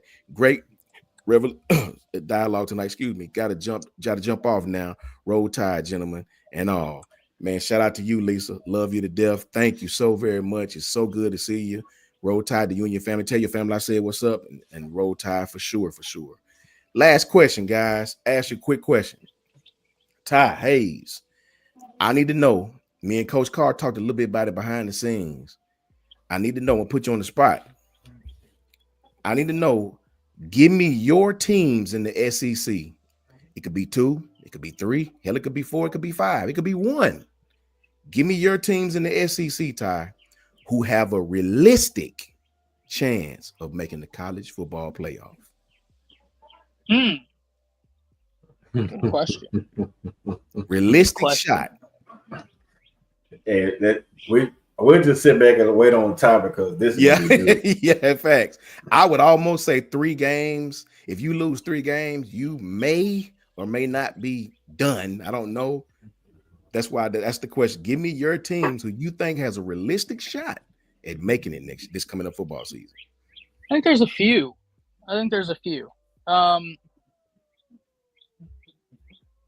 Obviously, I'm going to start with the homer in me. Thanks. I think Bama could. Bama's defense returns a whole lot. I think Bama's secondary is one of the best in the nation. Facts. I think they're going to be competing for that number 1 spot with a few other teams, right? Like, that's not to say that, there's some really talented secondaries out there. I just think that Bama, when you look at it, like, Bray Hubbard was such a bright spot. You return Keon Sabb. You return your 2 outside corners. You still have Day Jones there, able to operate. Red Morgan is still there. You recruited really well. I mean, it's just that's a bright spot. And the secondary last year was like, I think they were 10th in the nation in passing efficiency defense, even though they were so young. And Bama didn't have a pass rush. So if Bama has a pass rush, that's going to be interesting. Texas is fascinating because there's a lot of talent on Texas that I love, right? I think that their running back they have, Wisner, is maybe the best in the SEC. That kid's great. That kid is so good. Truth, y'all secondary is one that I was also thinking about, right? That I think that there's a lot of talent there. Very excited about it. I mean, going to be really interesting. Very interested to see what your offensive line does. And I don't mean to say that as in I think your offensive line is going to be bad. It's how quickly do you respond to the change? Luckily, those guys got a fair amount of snaps. I think that's something that's under talked about when we talk about Texas's offensive line and what they replaced is they do have guys that have some snaps. They have some rep counts, so that's going to help that transition. I think Texas is one. I don't think Auburn is one, JB. I don't. I think Auburn still has a lot of problems. LSU, right? Like they return Nuss. I'm worried about how LSU is going to replace some of the pieces on the offensive line. I think their defense is going to be better. I don't think it's going to be top 20 in college football. I'd love to be wrong on that. I just don't think they're going to be. They still don't know what to do with Harold Perkins. Like there's just so much I have questions about with LSU. South Carolina's interesting, but guys, I think South Carolina might be the exact same team they were last year, which is still a really good team, but I don't know that they're going to be I don't know. That's another one where if I'm wrong, by all means, clip this. And at the end of the season, I will come to you, tell you why I was wrong, and give all the props in the world. I'd love to see South Carolina do it. And Truth, you beat me to it, man. There's one that I don't think we're talking about, and I get why. Oklahoma is going to be interesting. And y'all know I do have a lot of respect for Oklahoma, so I know you're probably sitting there thinking, oh, Ty's talking about Oklahoma. He talks about Oklahoma. He makes OU content along with some of the Bama and other teams. But, gentlemen, OU last year was terrible in some games because they had an injury list that was unbelievably long. They don't have that this year. And Sports Masochist, you're not wrong, but part of the reason why OU's secondary was questionable is because their best guys went down. Like they were so hurt in the cornerback room that they moved a wide receiver over, or maybe I have that vice versa, but that's just giving you the point of how injured they were. Offensive line banged up, couldn't decide on a quarterback, terrible offensive coordinator. Now they have Ben Arbuckle, who comes with John Mateer. They're familiar with each other. If Mateer is the guy that many think he could be, and I think he's very good, he's a dynamic guy. He's a dual threat quarterback. He's a talented guy. Oklahoma on defense, I know they lose Danny Stutzman. That linebacker room is still very good. Very, very good, right? Like you look at Kip Lewis, you look at Samuel Omashigo, you look at some of the guys they have there, it's still a good linebacker room. And I think that you have some guys on the edge for them, that this is a year where they can absolutely take that next step and be some pivotal guys on the edge. So I think there's a few teams. I think that when I'm looking at this, OU and South Carolina are kind of on the fringe for me, because I just have to see. I don't know what Ben Arbuckle is going to look like in the SEC. I don't think he's going to be bad by any stretch of the imagination. I just want to see it. I think the defense for OU is going to be great. I think South Carolina is still going to be a hard out for everybody. It's going to be a tough game. I'm interested in how they're going to account for teams being able to target Dylan Stewart more, because they don't have Tonka Hemingway on the interior anymore, and they don't have Kyle Kennard on the other side, making it impossible to double Dylan Stewart. This year you can double Dylan Stewart. Last year you couldn't because you had so much else. I think Texas, Bama, LSU are three that I'm really looking at. And I'll tell y'all one other. Not to watch for playoffs, but just you want to talk about who I think could take here, not a team, but I'm going to give you a player. Watch out for that quarterback at Ole Miss, Austin Simmons. When he came in last year for Jackson Dart, I thought he was better than Jackson Dart. And he's still young. That kid's got game, man. I'm so excited to watch him play. Right. Georgia is Georgia, right? But Georgia obviously is in the playoff picture. That just lets you know how consistent they are when I'm answering this question, and Georgia didn't even come to mind, because I'm almost like, okay, yeah, they're going to be vying for it. Yeah. So Georgia, Texas, Bama, LSU, I think are the four that I'm really looking at. And then I have OU, South Carolina as kind of like fringe teams that I think there's a lot to like. There's some questions I have, and I'm excited to see it. Okay. All right, Coach Carr. Well, we ask you, Piano Man, so you can get your list ready. I asked Coach Carr finna go. I'm asking the fellas, what teams could be 1, could be 2, 3, 4. What teams do you have that have a realistic, that's the key word, a realistic chance in making the college football playoff? Coach Carr, you go ahead. Think about it, Piano Man. Hey, go ahead, Coach Carr. I said the same thing, man. Ty took my 4, like literally. But my order is like Georgia first because Georgia only have 3 tough teams. Like 3 tough teams on their schedule they have to play. So let's Alabama, Florida, and shit. I forgot what one they had, but it was in Texas. Is it not? Texas. Texas. They only had 3 legitimate tough teams on their schedule that they could lose a game, right? So I looked at Georgia. I think Georgia beat Florida. Until Florida beat them, I'm just always going to take Georgia over Florida. So I'm taking Georgia 10-2 because I think Bama going to beat them because they're not going to know what's coming from Ryan Groves. And I think Texas may sneak in there and beat them. It's going to be a toss-up between them and Texas. So I think either they're 11-1, 10-2 because I think Texas has an opportunity to beat them at the same token in Alabama, right? So Georgia was the first team. My second team was Bama because Bama had a chance to lose 3 games, LSU, Georgia, and I think the possibility of losing Auburn down in Idaho. So Bama has a shot.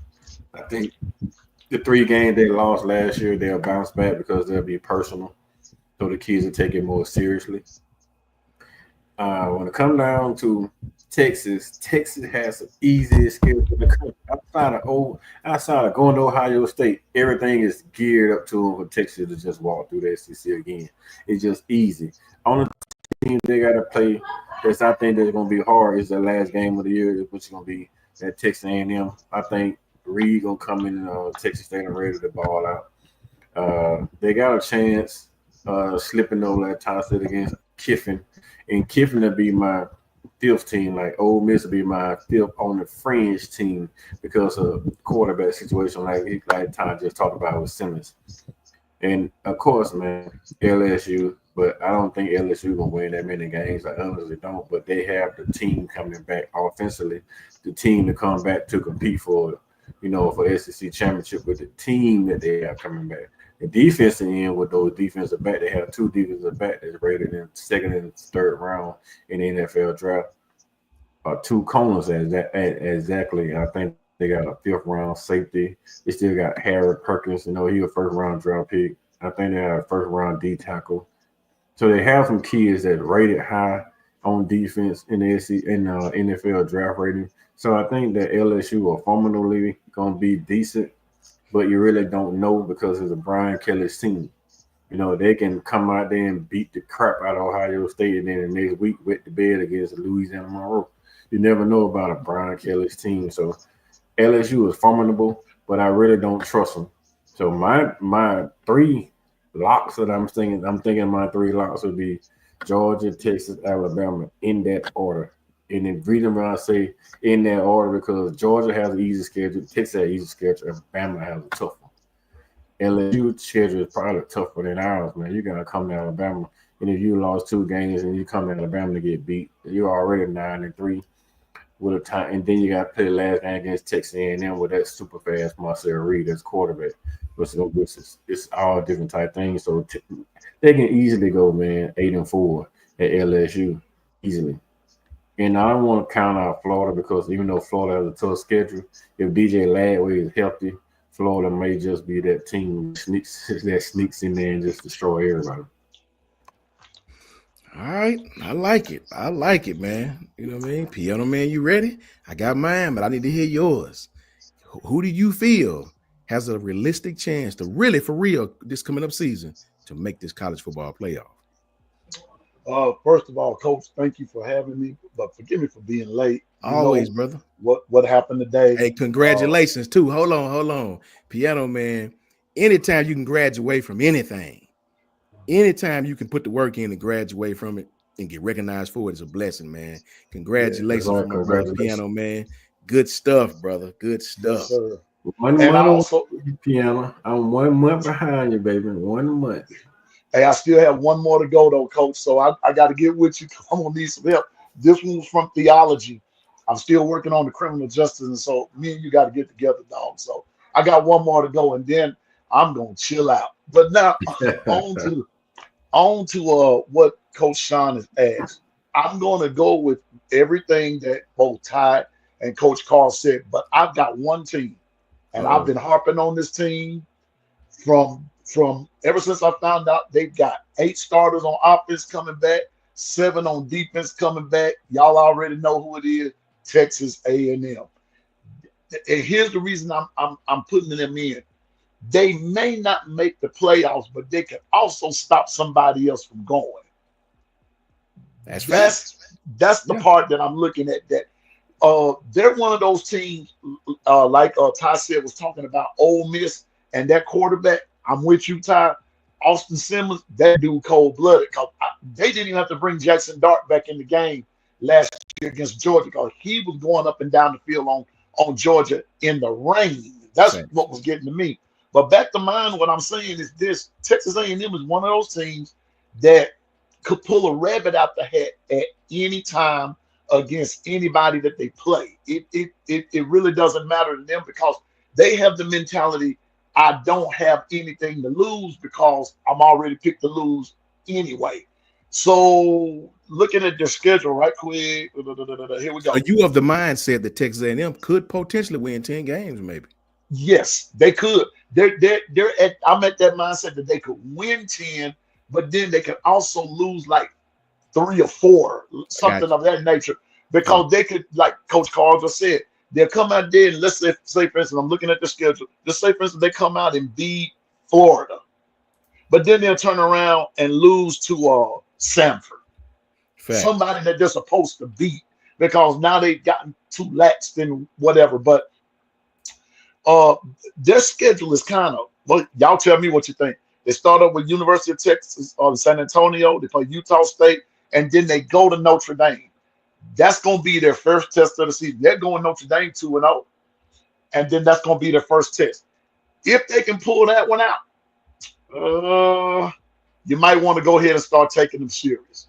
It won't be until you get on down the line in SEC play until you figure out or you see how tough they are. So, so here we go. They play Auburn at home, Mississippi State at home, Florida at home. Then they go to Arkansas. They go to LSU. They go to Missouri. That's going to be, to me, where it, all that good stuff. And then they end with Texas. So Texas A&M is still going to be my dark horse. All the others that Coach Carl, Ty said, I'm with y'all on that one.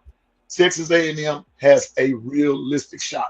Not that others don't, but that's the one that I'm hung up on, and I'm going to be watching them real close. Okay, I like Coach, it. did you say they go to Arkansas? What was that stretch again? Give me that stretch one more time if you don't mind. Sure, I don't mind. They start off at University of Texas at San Antonio. They play at home. They play Utah State at home. They go to Notre Dame. They have Auburn, Mississippi State, and Florida at home. And then they go to Arkansas, LSU, and Missouri on the road. That's going to be a fun stretch of games, man. That's going to be a lot of fun. That's murder's That could go really, really well. And really, really bad. Really, really bad. Really, really bad. That's why I said that. That's why I'm watching them, because that's one of those schedules that can go to the left or to the right. It doesn't matter.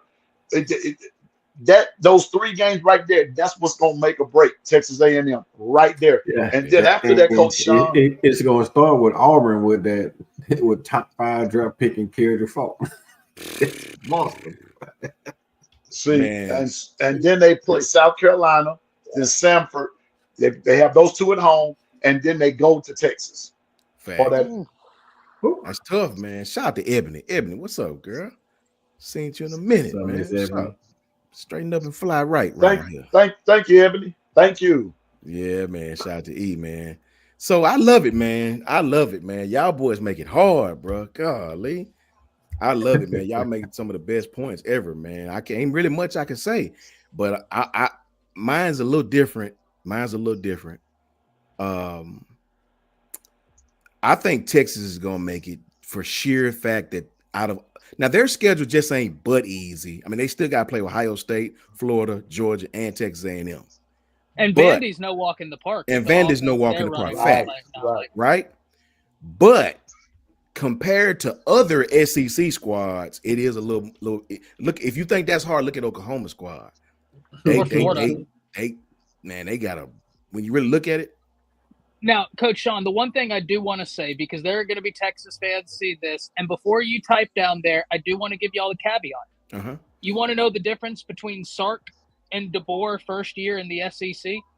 Sark understood that the SEC was a week-to-week grind. He had coached in it before. Facts. Yeah, he come from the SEC. Yeah, he knew what the SEC was, and he's like, okay, yeah, we can say but we still have Kentucky, we still have Vandy, we still have this, we still have that. He was prepared for the week-to-week grind. Facts. Bama learned the hard way. Hats off to you, because that's part of what the SEC, like, you got to be prepared for that week-to-week grind, and he was. He had the boys ready to play. I think it was Ty who said this, Sark got a 2-year head start to recruit for the grind of the SEC. He even said it. Sark said the SEC is a trench warfare league. So he got an opportunity to recruit that type of kid, big body kids going into the league. He knew his team was going to be in SEC in 2 years, a year, whatever it was. So he had an opportunity to recruit to that, man. So mine's a little different. Same teams, but different reasons. Obviously, like Ty said, I'm going with my home team first. I think Bama is going to win 9 to 10 games, and I think this will be our year to get back into the college football playoff. I think Georgia has a good enough team to still get in the college football playoff. I know a lot of people are down on Gunnar Stockton, and he's not flashy, but I watched that kid in his first start beat Texas, bro. I mean, I know it's 100 reasons why, but I don't think every quarterback could have done that. I don't think every quarterback could have took the hit that quarterback took. That team played for Gunnar. If you saw how they reacted when Gunnar got hit, you'll know that's what football is about. When a team react to you the way they did. He made his mistakes, but I saw a kid throw for like 250. He's not super talented like that. He ain't got no cannon for an arm, but he does everything that Mike Bobo requests, which is not much. I think Gunnar Stockton's gonna fit right in with them guys. I just do. I mean, I think Georgia not going anywhere. They have recruited too well to fall off, man. Some of the kids they got, I wish we had. No lie, I won't lie to you. Those guys have recruited well. I don't see them losing no. I've seen 3, 4. I just don't see it, brother. I just don't see it. You know, Texas, because Texas got Ohio State, they got Florida, they got Georgia at home, but they got Georgia at home, they got Texas A&M at home, they got Florida on the road, and they have Ohio State on the road.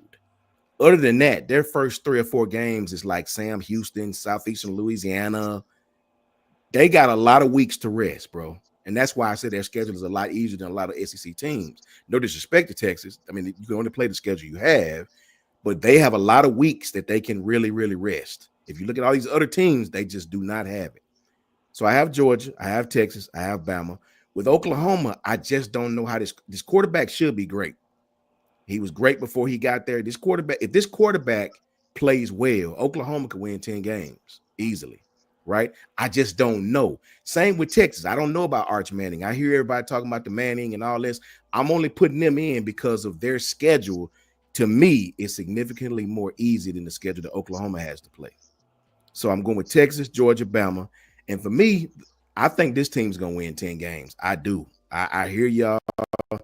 I just believe, man, when you have a returning quarterback as good as this QB, you're going to win some games that you He's going South Carolina. I'm not. I'm going LSU. I think LSU, because when I look at LSU's schedule, they got to open up with Clemson.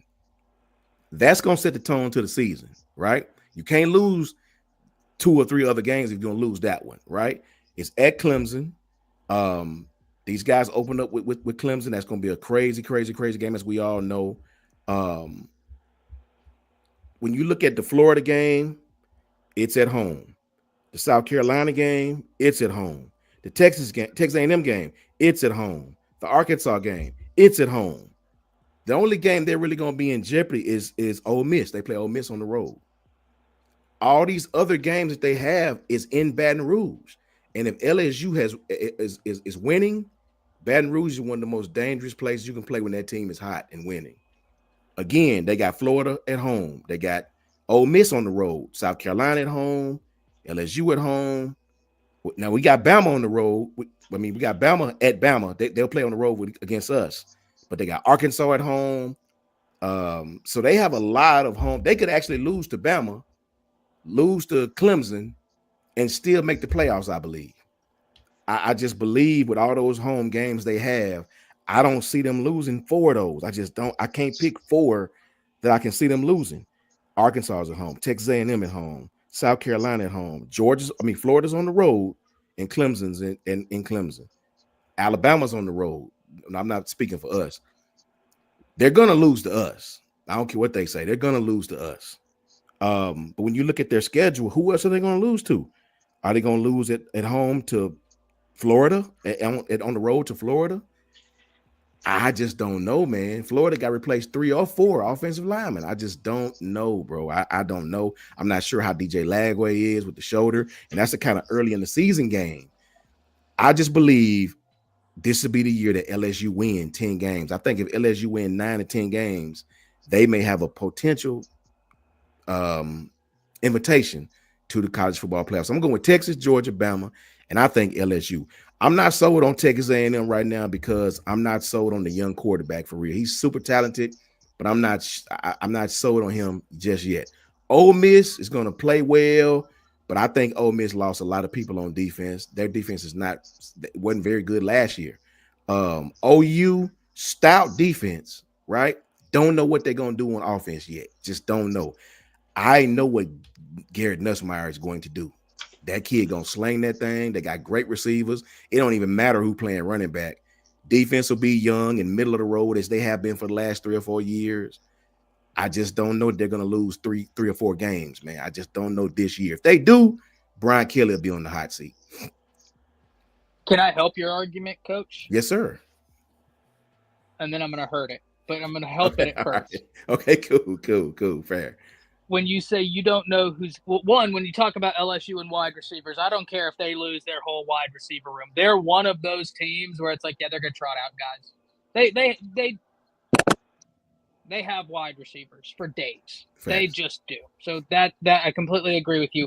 To help your case, Caden Durham's the running back. Okay. That kid is a threat wherever he gets the ball. This was a kid that ran like a sub 10 300-meter dash. Like when I say this kid has home run ability wherever he touches the ball, he's a threat. He is good.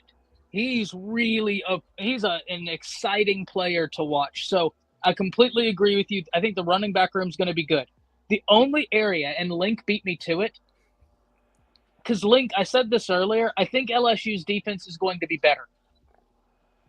I still don't think they're going to be great. And if Lagway is fully healthy, I think Lagway is going to run all over him. And I think that the running game for Florida is going to run all over him. But I could be wrong, right? Like, it's LSU. They're going to have good players. It's LSU. The teams that scare me is the ones with the great the returning quarterbacks, man. Completely fair. Sportsman says he can't throw. Is that you talking about Lagway or Nussmeier? I'm not sure. Nussmeier threw for 4,000 yards last year and almost 30 touchdowns. So he could be talking about Reed, Sport Masochist. Marcel Reed. He could, because his comment came at a weird time. I don't know. In the middle of a few different quarterback conversations. So, Facts. Yeah, he's talking about Reed. Okay, Marcel Reed. Yeah, I watched him play, man. Yeah. He's great with his feet and all of that, but I watched when Texas finally started going zone and switching up between man and zone. That's how they end up getting out of there alive. He couldn't, he's just young. He wasn't reading. He wasn't reading defenses. Like he gets stuck between man and zone. He didn't know which was what. That's why it's not the fact that he can't pass the ball. He's just young and he couldn't read the defense at that point. I can tell you this really quickly. LSU, I'm not even really looking for their defense to be too great. I think both of y'all are right on that point. I just know when you got a returning quarterback that can sling it all over the field like that, that sometimes cures ills. You know what I'm saying? Not all the time. But I know in college football, not pros, but college, the more points you can score, the better, right? I would almost take a top-flight quarterback in a mediocre defense rather than a terrible quarterback and a great defense in college football. I would. I think you're wrong. Can I do the same thing again? Help Yes, your sir. argument, hurt your argument.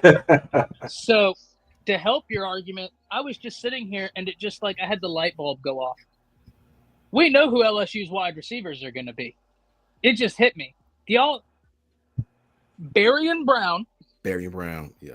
Nick Anderson, who transferred from OU, who should be healthy, Aaron Anderson, who transferred from Bama. Like, just in those three right there, if all of them are healthy, I'm looking like, damn. They were Damn. two 5 stars and a 4-star. Barian Brown is a home run guy, right? And to Link's credit, he do throw a lot of picks because most gunslingers do, right? Yeah. But look at the games where he threw for over 300, right?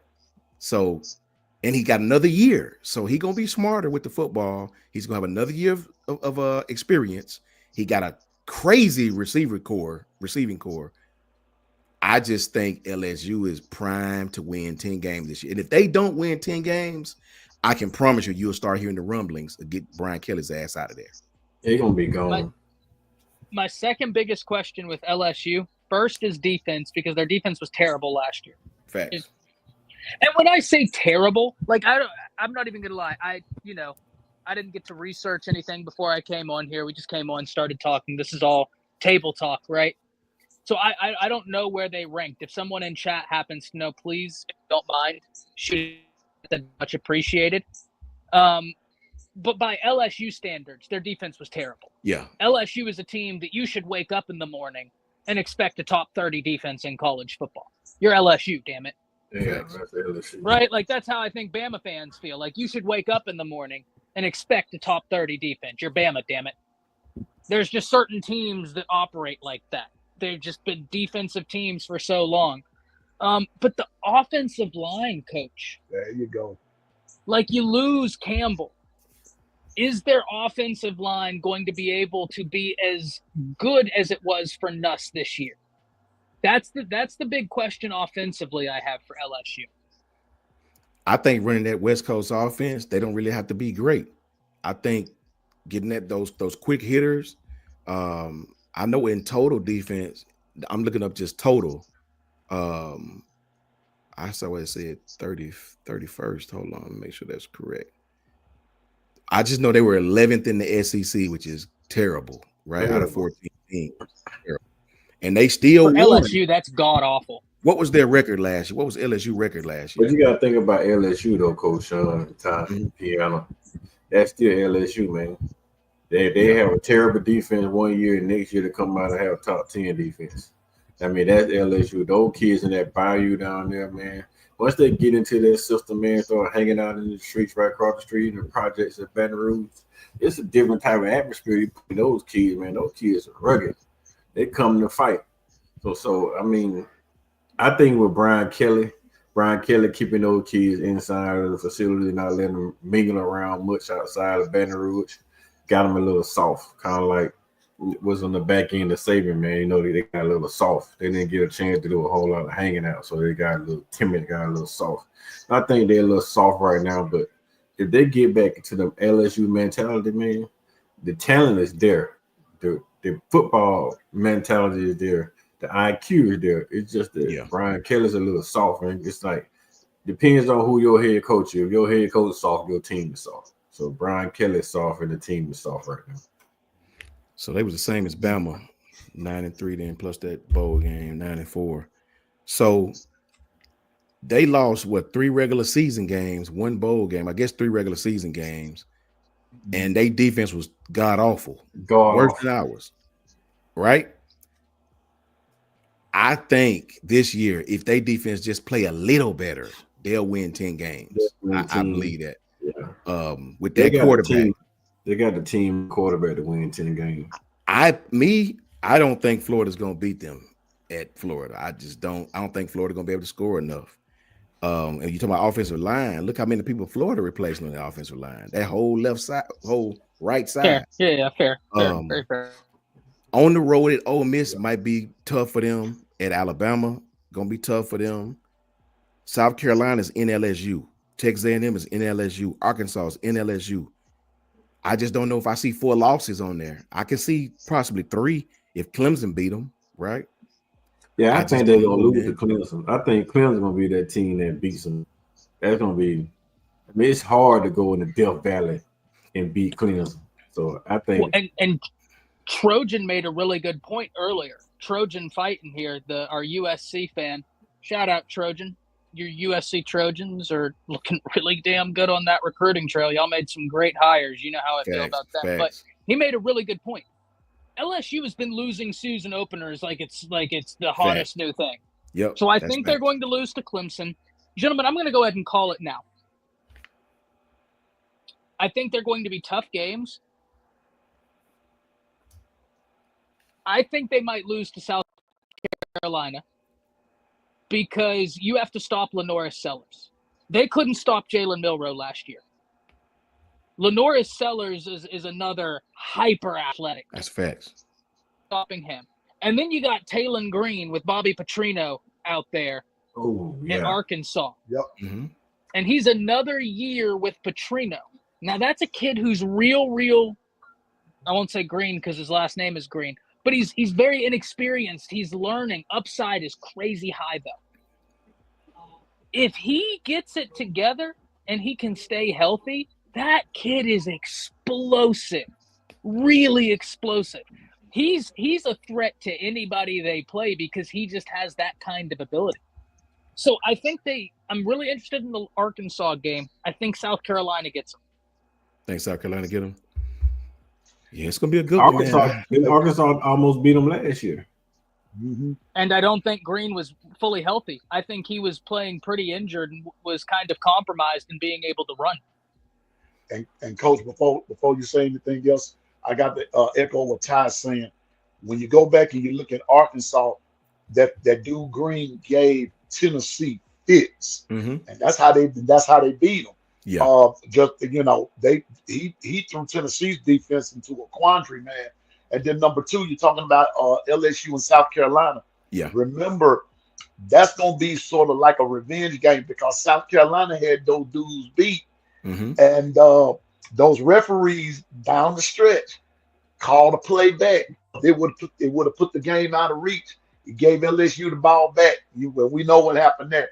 So when you're talking about LSU, that's Clemson, South Carolina, and then another thing you talked about Bama. And then here's the other thing: every time they go to Ole Miss, they don't always come out to win. They lose, yeah. They lose at Ole Miss. And because the last time they played Ole Miss in Ole Miss with Jaden Daniels, Ole Miss beat them. Ole Miss beat them. So LSU gonna be one of those teams that it either could go to the left or it could go to the right. It's just gonna depend on how they play it and how their opponents play them. So gonna be exciting. I think Nuss is gonna throw for 370 on them. On who? Yeah, but I love this. Arkansas, Ole Miss, they they fight for that trophy too now. That LSU Arkansas trophy.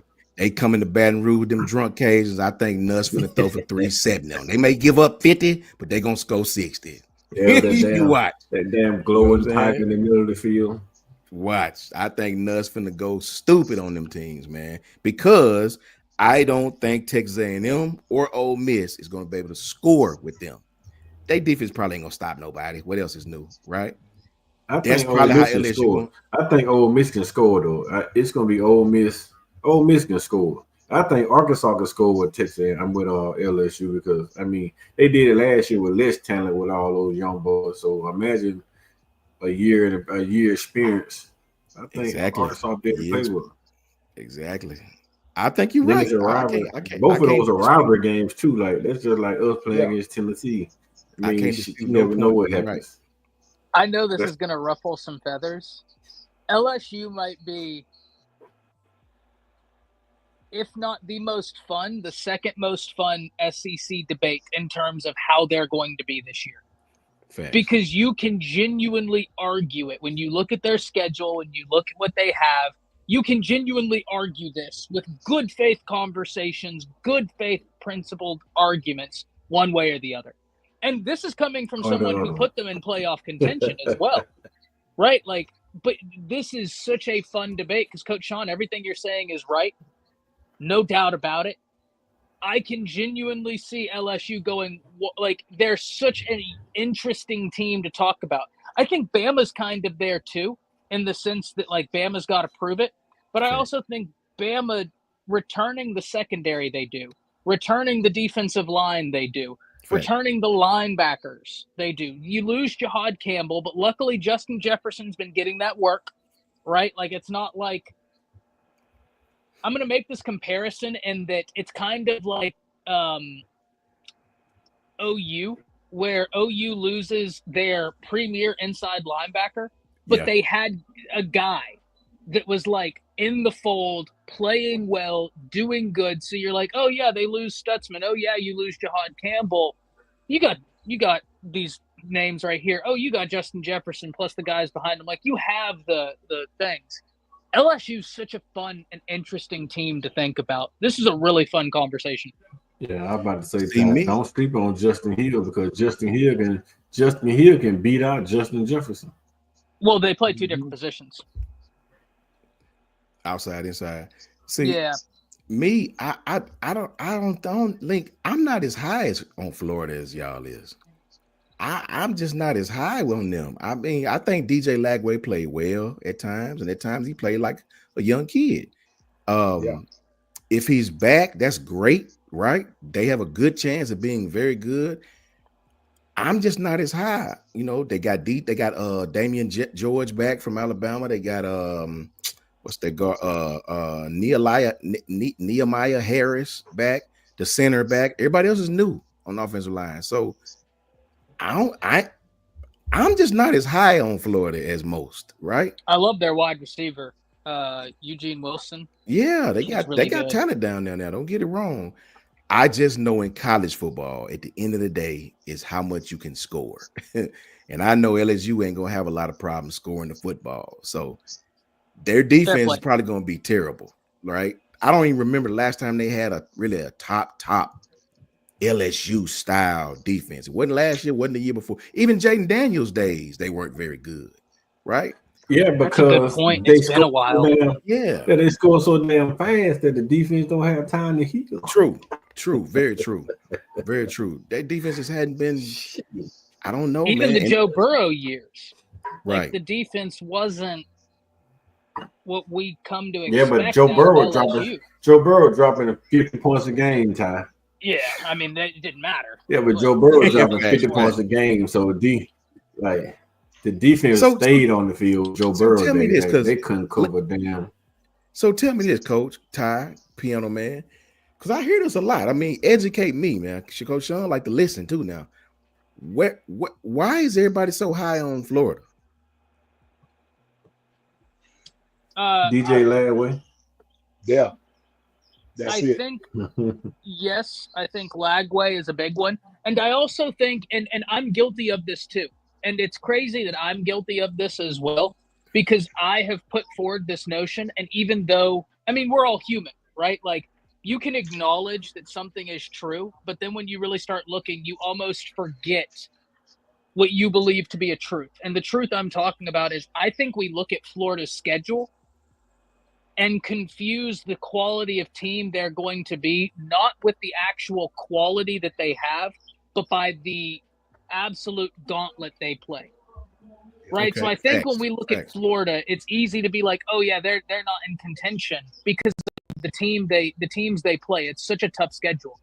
And I think that subconsciously, whenever we make that argument, it's easy to fall in line with being like, oh yeah, Florida's not in contention. They're just mid. But they're not like, if they're mid, they're not going to be mid because it's a bad team. They're going to be mid because it's like Murderer's Row Murder's Row. Yeah, of schedule. So I think that's kind of the thing with Florida that a lot of people fall victim to, including myself. I think they're a solid team. I don't think they're going to make the playoffs. But, like, I do think they're going to be a fun team to watch. That's at least my reason. I'm excited So to hear Piano Man. that very point that Ty made, and you guys said DJ Lagway, right? I'm making the same point for LS Who, for the Garrett Nussmeier. I've seen him do it, right? So I'm just a pessimist by nature, bro. You know what I mean? You got to show me. I have to see it, bro. You know, I have to see it. I have not seen Peyton Manning's nephew. I have not seen Ty Smith, Ty Simpson.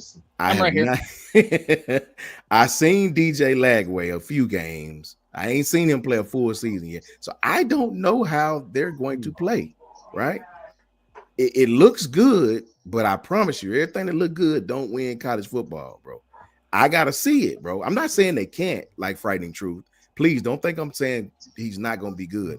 I just have to see him play. I need to see him play a full season, and I'll tell you, yes, you were right, Truth. Or I have to see these people play, bro, because football is the one sport to where you can have everything look good on paper. I mean, it looks great, everything, and you get out there and it go totally opposite of how you think it's gonna go for the most ridiculous reasons. So I like to stick with what I've seen until further notice, right? I'm just trying to educate myself on why is people so high on Florida. Let's see. Link says Florida will make the playoff. That's my dark horse. Okay, I respect it. I respect it, Link. Big boy. And Coach, one other thing about Florida is how they played Georgia, how they lost to Georgia in the, and Georgia, let's just go ahead and be honest, Georgia SEC champs. Georgia is a formidable opponent, but when you play Georgia the way that you played them, and you're supposed to be getting blown out by them last year, and when Lagway went out, that's when the wheels fell off right there. I think that's the other reason why people are high on. Part of the reason people are high on on Florida is because of the potential of them possibly beating a Georgia like that. So that could be one of the reasons. I'm not saying it is, but that's one of the things that I hear that a lot. Because of how they played Georgia with the murderous schedule. But when you sit down and you look at their schedule, now, just in my opinion, that schedule is really not all that murderous from SEC standpoint. I seen tough. I'm like this, Piano. If Florida had a quarterback 3 years ago, Florida been formidable right now. I mean, the reason why they ain't formidable, it's not that they don't have talent, they just didn't have a quarterback. A quarterback been killing Florida. It's not the talent, it's just the quarterback. Right. So they have dudes at Florida. They just didn't have a quarterback. Now they have a quarterback. So that's what so many people are ecstatic about is the quarterback. Is that Coach I? Coach I, what up, bro? What's going on with you, Coach I? That's what I'm asking, Coach I. Like, I'm just trying to find out. Because what if I told you this? That was Georgia's youngest defensive team overall they had in 5 years. What if I told you that? What if I told you that was probably the weakest Georgia team you're going to see in recent memory? Memory. What if I told you that if you didn't get them then, bruh, you know what I'm saying? No quarterback, the quarterback in and out. What if I told you that team? I don't know, man. I just see it differently. I'm not high on Florida. Now, honestly, Coach Sean, I think this is the year to get Georgia. If you're gonna jump on Georgia, this is the year with a new quarterback. You jump on them this year. They lost Malachi Starks on defense. They still got KJ Bolden, but they still lost Malachi Starks on the back end, their leader, and they lost quarterback. So you got new leaders on the back end, new leaders in the backfield. This is the year I think you jump on Georgia. You can't beat them this year. You're gonna catch hell next year. I mean, it's different next year. Like I said, I think when you look at Florida, I think that it's going to be in the middle. I think they're going to be better than some people expect. Yeah. I don't think they're going to I think Link's prediction is awesome. I'm not in the same boat, I don't have them as a playoff team. I love that he's making that prediction, though, Link. I love that. I think they're going to be better than a lot of people expect Florida to be, but I don't think they're going to be like a world beater. That's why I didn't list them in my playoff contenders. Facts. And the thing about that, Ty, what I really want everybody to understand is Florida is kind of like Alabama, Ohio State, USC's, Texas of the world, the Michigans. If Florida is good, whole college football is good. Like everybody hoping that Florida is good, like everybody hoping that USC is good, because those are traditional powers. And once all the traditional powers are good, then the college football is exciting. You don't want to just show up to have Florida on damn TV playing against Ole Miss and everybody say, well, Ole Miss going to beat Florida by 30, so everybody tuning in. You want to tune in to a Florida Gators game again. So, like, I mean, that's why I think everybody high on Florida, because everybody wants Florida to be back again. Kind of like everybody like Texas want to be back. Everybody wants Florida to be back again. Everybody wants Florida, Miami, and Florida State to be good, because those are the southern teams down that way that was dominating college football for years. So, Sooner Cowboy says Georgia don't have the elite defensive front to play dominant defense. All I tell you is this, bro. Xavier McLeod back. Jordan Hall back. They got a freshman who I hadn't seen him play yet, but he is the best defensive line freshman I've seen since Quentin Williams. His name is Elijah Griffin. He's a killer. I would want him at Bama bad, right? Can play the 3, can play the 5, can play the 4-eye. This kid, he can do it all, Thank bro. God they didn't get Justice Terry with exactly Griffin. with him. So I respectfully disagree. Teams have years where the defensive line is younger than other teams, right? You playing 2 young kids in very key spots, you struggle a little bit. When these kids come back the next year, you see the progression. I'll never say they don't have a defensive lineman. It's just Link said they 8-4. Link crazy. Hey, I love bold predictions. So This I will love be the year. This will be the year. It'll be the year. But you look at Griffin and you look at Mason Graham's freshman year at Michigan. Man, it can easily be the same turnout, Coach Sean. Yeah, it is. It's easy to be the same turnout. That's facts. That's facts, man. So listen, guys, we've been going about 2.5 hours rolling. And look, Coach, please don't think that was me say that. I'm totally different. Look what he said. And this was kind of my point when we was talking the other night. All that stuff y'all said was wrong with Georgia. And guess what? They still won the SEC, man. Right? They still beat Texas twice. So beat them twice. Bro. Beating Sark twice is not easy. In the same year, like, it's facts. That's not easy. With 2 different quarterbacks. With 2 different. And look, and I told him this: if you didn't play this game, you know what I'm finna say. You can talk about Gunnar Stockton not being talented is the most. This is what I saw when the kid took the field. The kid took the field, and when he took that lick, when was it Jadon Barron? Somebody hit him and like to killed him down by the goal line. Stockton got up, was woozy. The team went crazy. They loved it, right? I saw Georgia rally around that kid. I didn't even notice to show you how I got my eye on it. I didn't know that he was like from Georgia, and I saw how the teammates was hugging on him and loving him. I said, yeah, they love that kid. That's the kind of quarterback you need when you want to go on a run. You ain't got to be super talented. Just don't lose the game for us. I saw that with my own 2 eyes, man. Do y'all remember when Landon Dickinson got hurt in the Florida game? How the team came out there and everybody was patting on his helmet, and I seen sort of that same thing when Gunnar got up. When he got back to the sideline, the whole team was just like amped up, man. The crowd. So I said, oh, let me do some research on this kid. I didn't know he's from Georgia. He's from Georgia. He just be careful, man. It ain't the talent. It ain't the talent sometimes. And Coach, I went and looked on Max Prep today. Gunnar Stockton is the real deal. I went back and looked at his high school tape. Yeah. The dude is the real deal. That's why Georgia got him. He fits their scheme just right.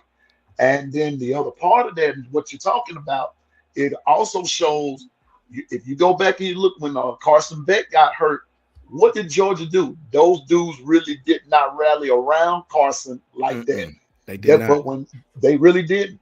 But when that play you're talking about with Gunner, and he got up, and even though he was wounded, expected him to fall, he got up Georgia tough. And that's when them dudes amped up and they took that thing to the next level. So, and they won. like I told you last week, man, I went back and thought about that. And when did that, we might catch Georgia slipping, but they're not going to slip all the way out. They're going to, they're going to be, they'll be there. Yeah, it's going to be interesting to see what happens, man. I said that a couple weeks ago, Piano. Gunner Stockton can't play football. Gunner can play football, man. Yeah, man. That's Georgia high school football. He was a 4-star for a reason in the state of Georgia. The boy can play football. Shout out to Chris, man. Chris, I appreciate you, my brother. I used to be out there with him, Chris. I just, man, I had a baby and I had to up the funds, if you know what I mean. I had to up the funds, man. So hey, I appreciate you, my brother. Thank you, Chris. We don't make no money, Chris. So look, Coach Carl out there now. He out there with him now, man. I miss it. I still go out there and stand on the sideline, and I'm a cheerleader now. You know what I'm saying? But facts, man. So we've been going about 2.5 hours, man. I appreciate y'all. It was a good chat, man. Much better than I thought it was gonna be. A lot of people tapped in with us on all these different platforms, man. Big old thanks to Coach Carl for coming on with me, man. Big old thanks to Ty coming on. Big old thanks for Piano Man to come on, man. And big old thanks for Brinsky to pop on, even in the car driving, man. Much love to all my brothers. They do a great job, and I appreciate them. Let everybody know where they can find you. Let's see if I can do this, Ty. Brinsky showed me how to do this. I don't never pay for this stuff. Let's see if I can. Where it go? No, it ain't. You. What the hell? Yeah, I suck at it, bro. Go ahead, Ty. Let everybody know where they can find you, bro. Yeah, you can. Ty. Sports on the Bama Standard. Say again, Ty. Say again, yeah. Ty. You went in the Matrix for a quick second. My internet is struggling. You can find me here. You can find me Bama Standard. You can find me at Around the Table Sports. You can find me at Bleacher Report. Anywhere where they give me an opportunity to talk football. Facts, man. Coach Carl. And the same like time, man. You can find me here with Coach Sean, sometime with Piano, even with Brinsky. You can find me on YouTube at On the Block Sport Talk. You can find me on X at Coach KD Taylor. Appreciate it, Coach Sean. Always send your boy out an invite. Good to see you, Ty, again. Piano, I so appreciate you too, man. And then hit me up, man. You got my number, man. We could talk to the criminal justice thing because I'm a month away from graduating. I finish in 4 weeks. That's good stuff, man. Piano Man. Hey, thank you, Coach Sean. First of all, thank you for 204 subscribers in the all season, man. I'm excited. Growing. And the 401k crew, I got your back. But you can find me at the Long Run with Piano Man.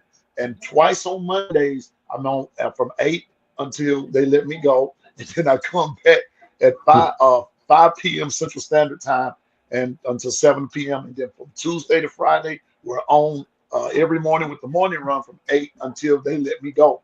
And then you can also catch me on any of these guys' channel. And Coach Carl, Ty Hayes, I'm waiting on you. Man, I gotta crank mine back up. So I may do something Monday morning after you do something. So just holler at me Monday. Then I might jump on Monday after you get on. Okay. Yeah, man. Much love to everybody, man. Shout out to my brother Ty, man. Love seeing Ty on, man. That's why I try to send it to everybody. You know what I'm saying? I keep him in my prayers, somewhere solving cases. You know what I'm saying? I love it, bro. You know what I'm saying? I love it, man. Shout out to my brother Coach Carl, doing big things. Love that, man. Crank it up, Coach Carl. We right there with you, brother. And shout out to Piano Man, whose channel growing, doing big things. Do not let hate steer you wrong. You continue to do what you do, bro, and you continue to push forward, man. People love what you're doing, and just keep going, bro. Don't let stupid stuff turn you around, bro. You know what I'm saying? Shout out to Coach Al. Shout out to Coach Jantz.